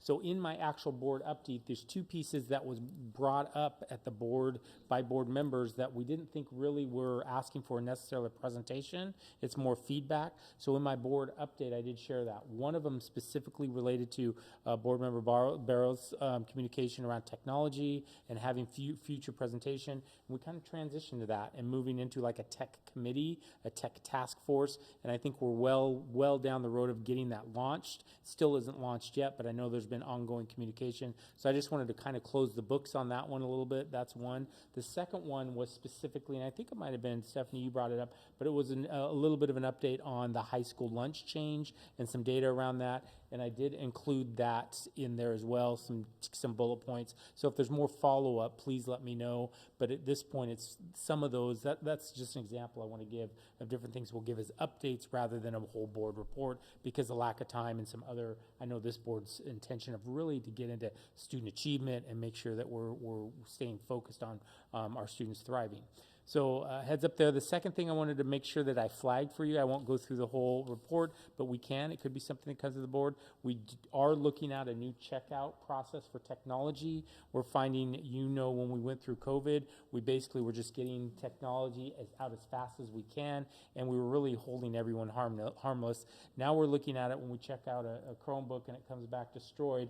Okay, is there something we should be doing about that? Is there some communication? And we don't want to be punitive, but we also want to know with textbooks when they check out, if they don't come back or they're destroyed, there are fees and there's different things. So we are looking at that process, and our intention isn't buy a whole new Chromebook, but is there a way that we can make sure that, hey, if there is something here that we can get back from families or the families can make sure that they're paying attention to it. We found out and learned there was a lot of Chromebooks just under beds because there really wasn't an incentive to bring it back. So some of those stories we're thinking about. I shared the language with you. We don't see it as a policy. It's more of a practice and procedure. But if the board, because it is a possibility of fees, if the board thinks they want us to do a formal presentation or discussion about it, please let me know, let board chair know, Chair Barber know, and we'll follow up. We aren't taking any action today or immediately, but wanted to make sure you knew about that. Second one is I can do this. I just want to give a little bit of an update to our community, specifically at large, but I do it with a heavy heart, and that is that it's very selfish, heavy heart, that our principal at the high school is moving on. I know the board knows all of this. The reason I'm stating it public now is because next week we will be posting that position, and I don't want people surprised. So Greg is retiring, and again, the selfish side is I don't want him to go. But the very positive side and celebration side, I'm very happy for him and exciting for him in this next chapter, and I know he's still got a lot of work to do and excited to finish this year strong. So, but for the board, really the update is we're posting next week. I gave you a little bit of a draft kind of agenda, or not agenda, timeline of what we're trying to do when we're trying to interview, the process. So just a heads up there, any questions you have along the way, please let me know, and we'll be bringing some updates along the way as well. So just wanted you aware of that. Also shared with the board, Stephanie's in the room, DDA president, as you know, we have landed on some bargaining dates. They're penciled, actually they're inked, excuse me. We have a ground rule, and then we have, I believe, 4 dates. Those dates, though, for the board committee, and I think everyone's responded, we are looking to change the time, and I believe we got a response. Everyone said it was okay. So just so you know, Stephanie will be following up. We're bumping back, but excited that we have those dates, the time, so we can come together, collaborate, and work for a strong contract. So that's update to everyone. Very excited news. Florence and I had the opportunity to meet with the executive director of the Balmer Institute. And if you have not heard of the Balmer Institute, they're a program out of the University of Oregon, but specifically a little bit related to what we've been talking about. Talk about student behavioral health. And it's a program at U of O that's here now located and running through Concordia University. And basically one of the things they're doing is trying to get more mental health behavioral mental health professionals into our community. So one is growing, developing, but along the way they need places for like student teaching, right? Clinicals. So we are going to be partnering with them and get them into our buildings to access support, get resources, and then also think of it about a little bit of a grow your own. We have that partnership. They're in their building, they're doing their clinicals, they're earning their good degree, and now maybe we hire them, maybe we bring them in. So really excited about that partnership and what they bring. And in my written update, there's a little bit more specifically about their mission and kind of what they do. And if you have any questions related to that, please let me know. Really excited to announce, inviting everyone in this room and across maybe on YouTube, I'd like to invite you to attend our 2024 Lunar New Year celebration in partnership with David Douglas High School and the Asian Student Union. It's Friday, January 19th. This is on our website, 5:30 to 7:30. I won't read any more, but last year the turnout was amazing. It was huge. It was exciting and a very fun activity. So just kind of flagging that for people. Board, we know we currently have a board opening. We know board member Sherman resigned her position. The recruitment notice has been out, and we do have just an update for the board. We have 3 applications. Tomorrow it closes at the end of business tomorrow, so maybe we'll get some more, but just a little flag there for you. And then finally, a few things I shared, but one thing I wanted to share specifically, tomorrow I get the privilege of meeting with other superintendents and Multnomah County Chair Vega Pedersen and Pooja Bhatts, the governor's education initiative director, and basically to talk about kind of the state of the union of the schools in Multnomah County and where we're at and what are our needs. And some of that is funding, some of that is the reality of school funding, but the others is just reality of staffing, people. There's a lot of different things. We need space, buildings. So I'm really excited about that opportunity. Time out, pause. That was very fast. You guys have an email, please. I'm not trying to rush it, so I will answer questions. But before I do that, I also want to take this opportunity and a little bit of privilege to say thank you to our board. It is Board Appreciation Month. Each year our governor goes out and identifies January. And the amount of time you spend, the dedication, the leadership, and the focus on our kids, right? Student Center, I think is noticed, appreciated, and there was a lot more people here earlier, but they would all say thank you, and Stephanie did, and so did Darla. But we have some gifts we'd like to hand out real quick before we close the meeting. So,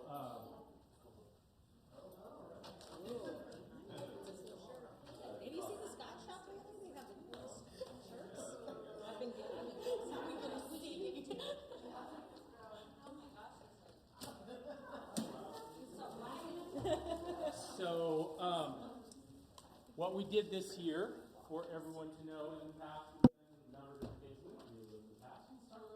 year what we did is we went to your building that you are liaison in. And we asked them to just give you some swag for each building that you are a liaison in. So they're very excited. It's not a competition. Every building's has different swag available. So don't say you like someone else's building.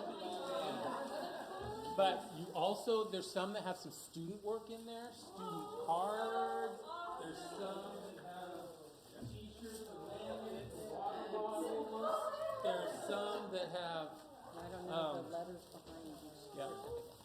Then there's also a certificate for those of you who might have a wall of fame, and then a letter that I'd like to share that I wrote to you just to say thank you so much for all you do.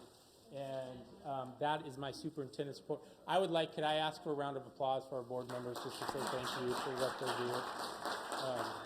These are from Menlo Park if you want to take one home. These are from Menlo Park if you would like to take it home. Oh, I have the whole kindergarten class of cards. Seriously. I mean, there are so many. There's one. So cool. And the art. Oh, thank you. Thank you for all you do. We really do appreciate you.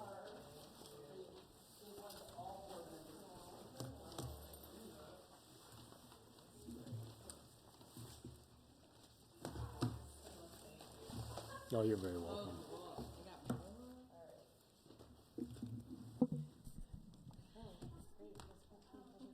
Okay. If there is nothing else, we probably should officially close the meeting. Right?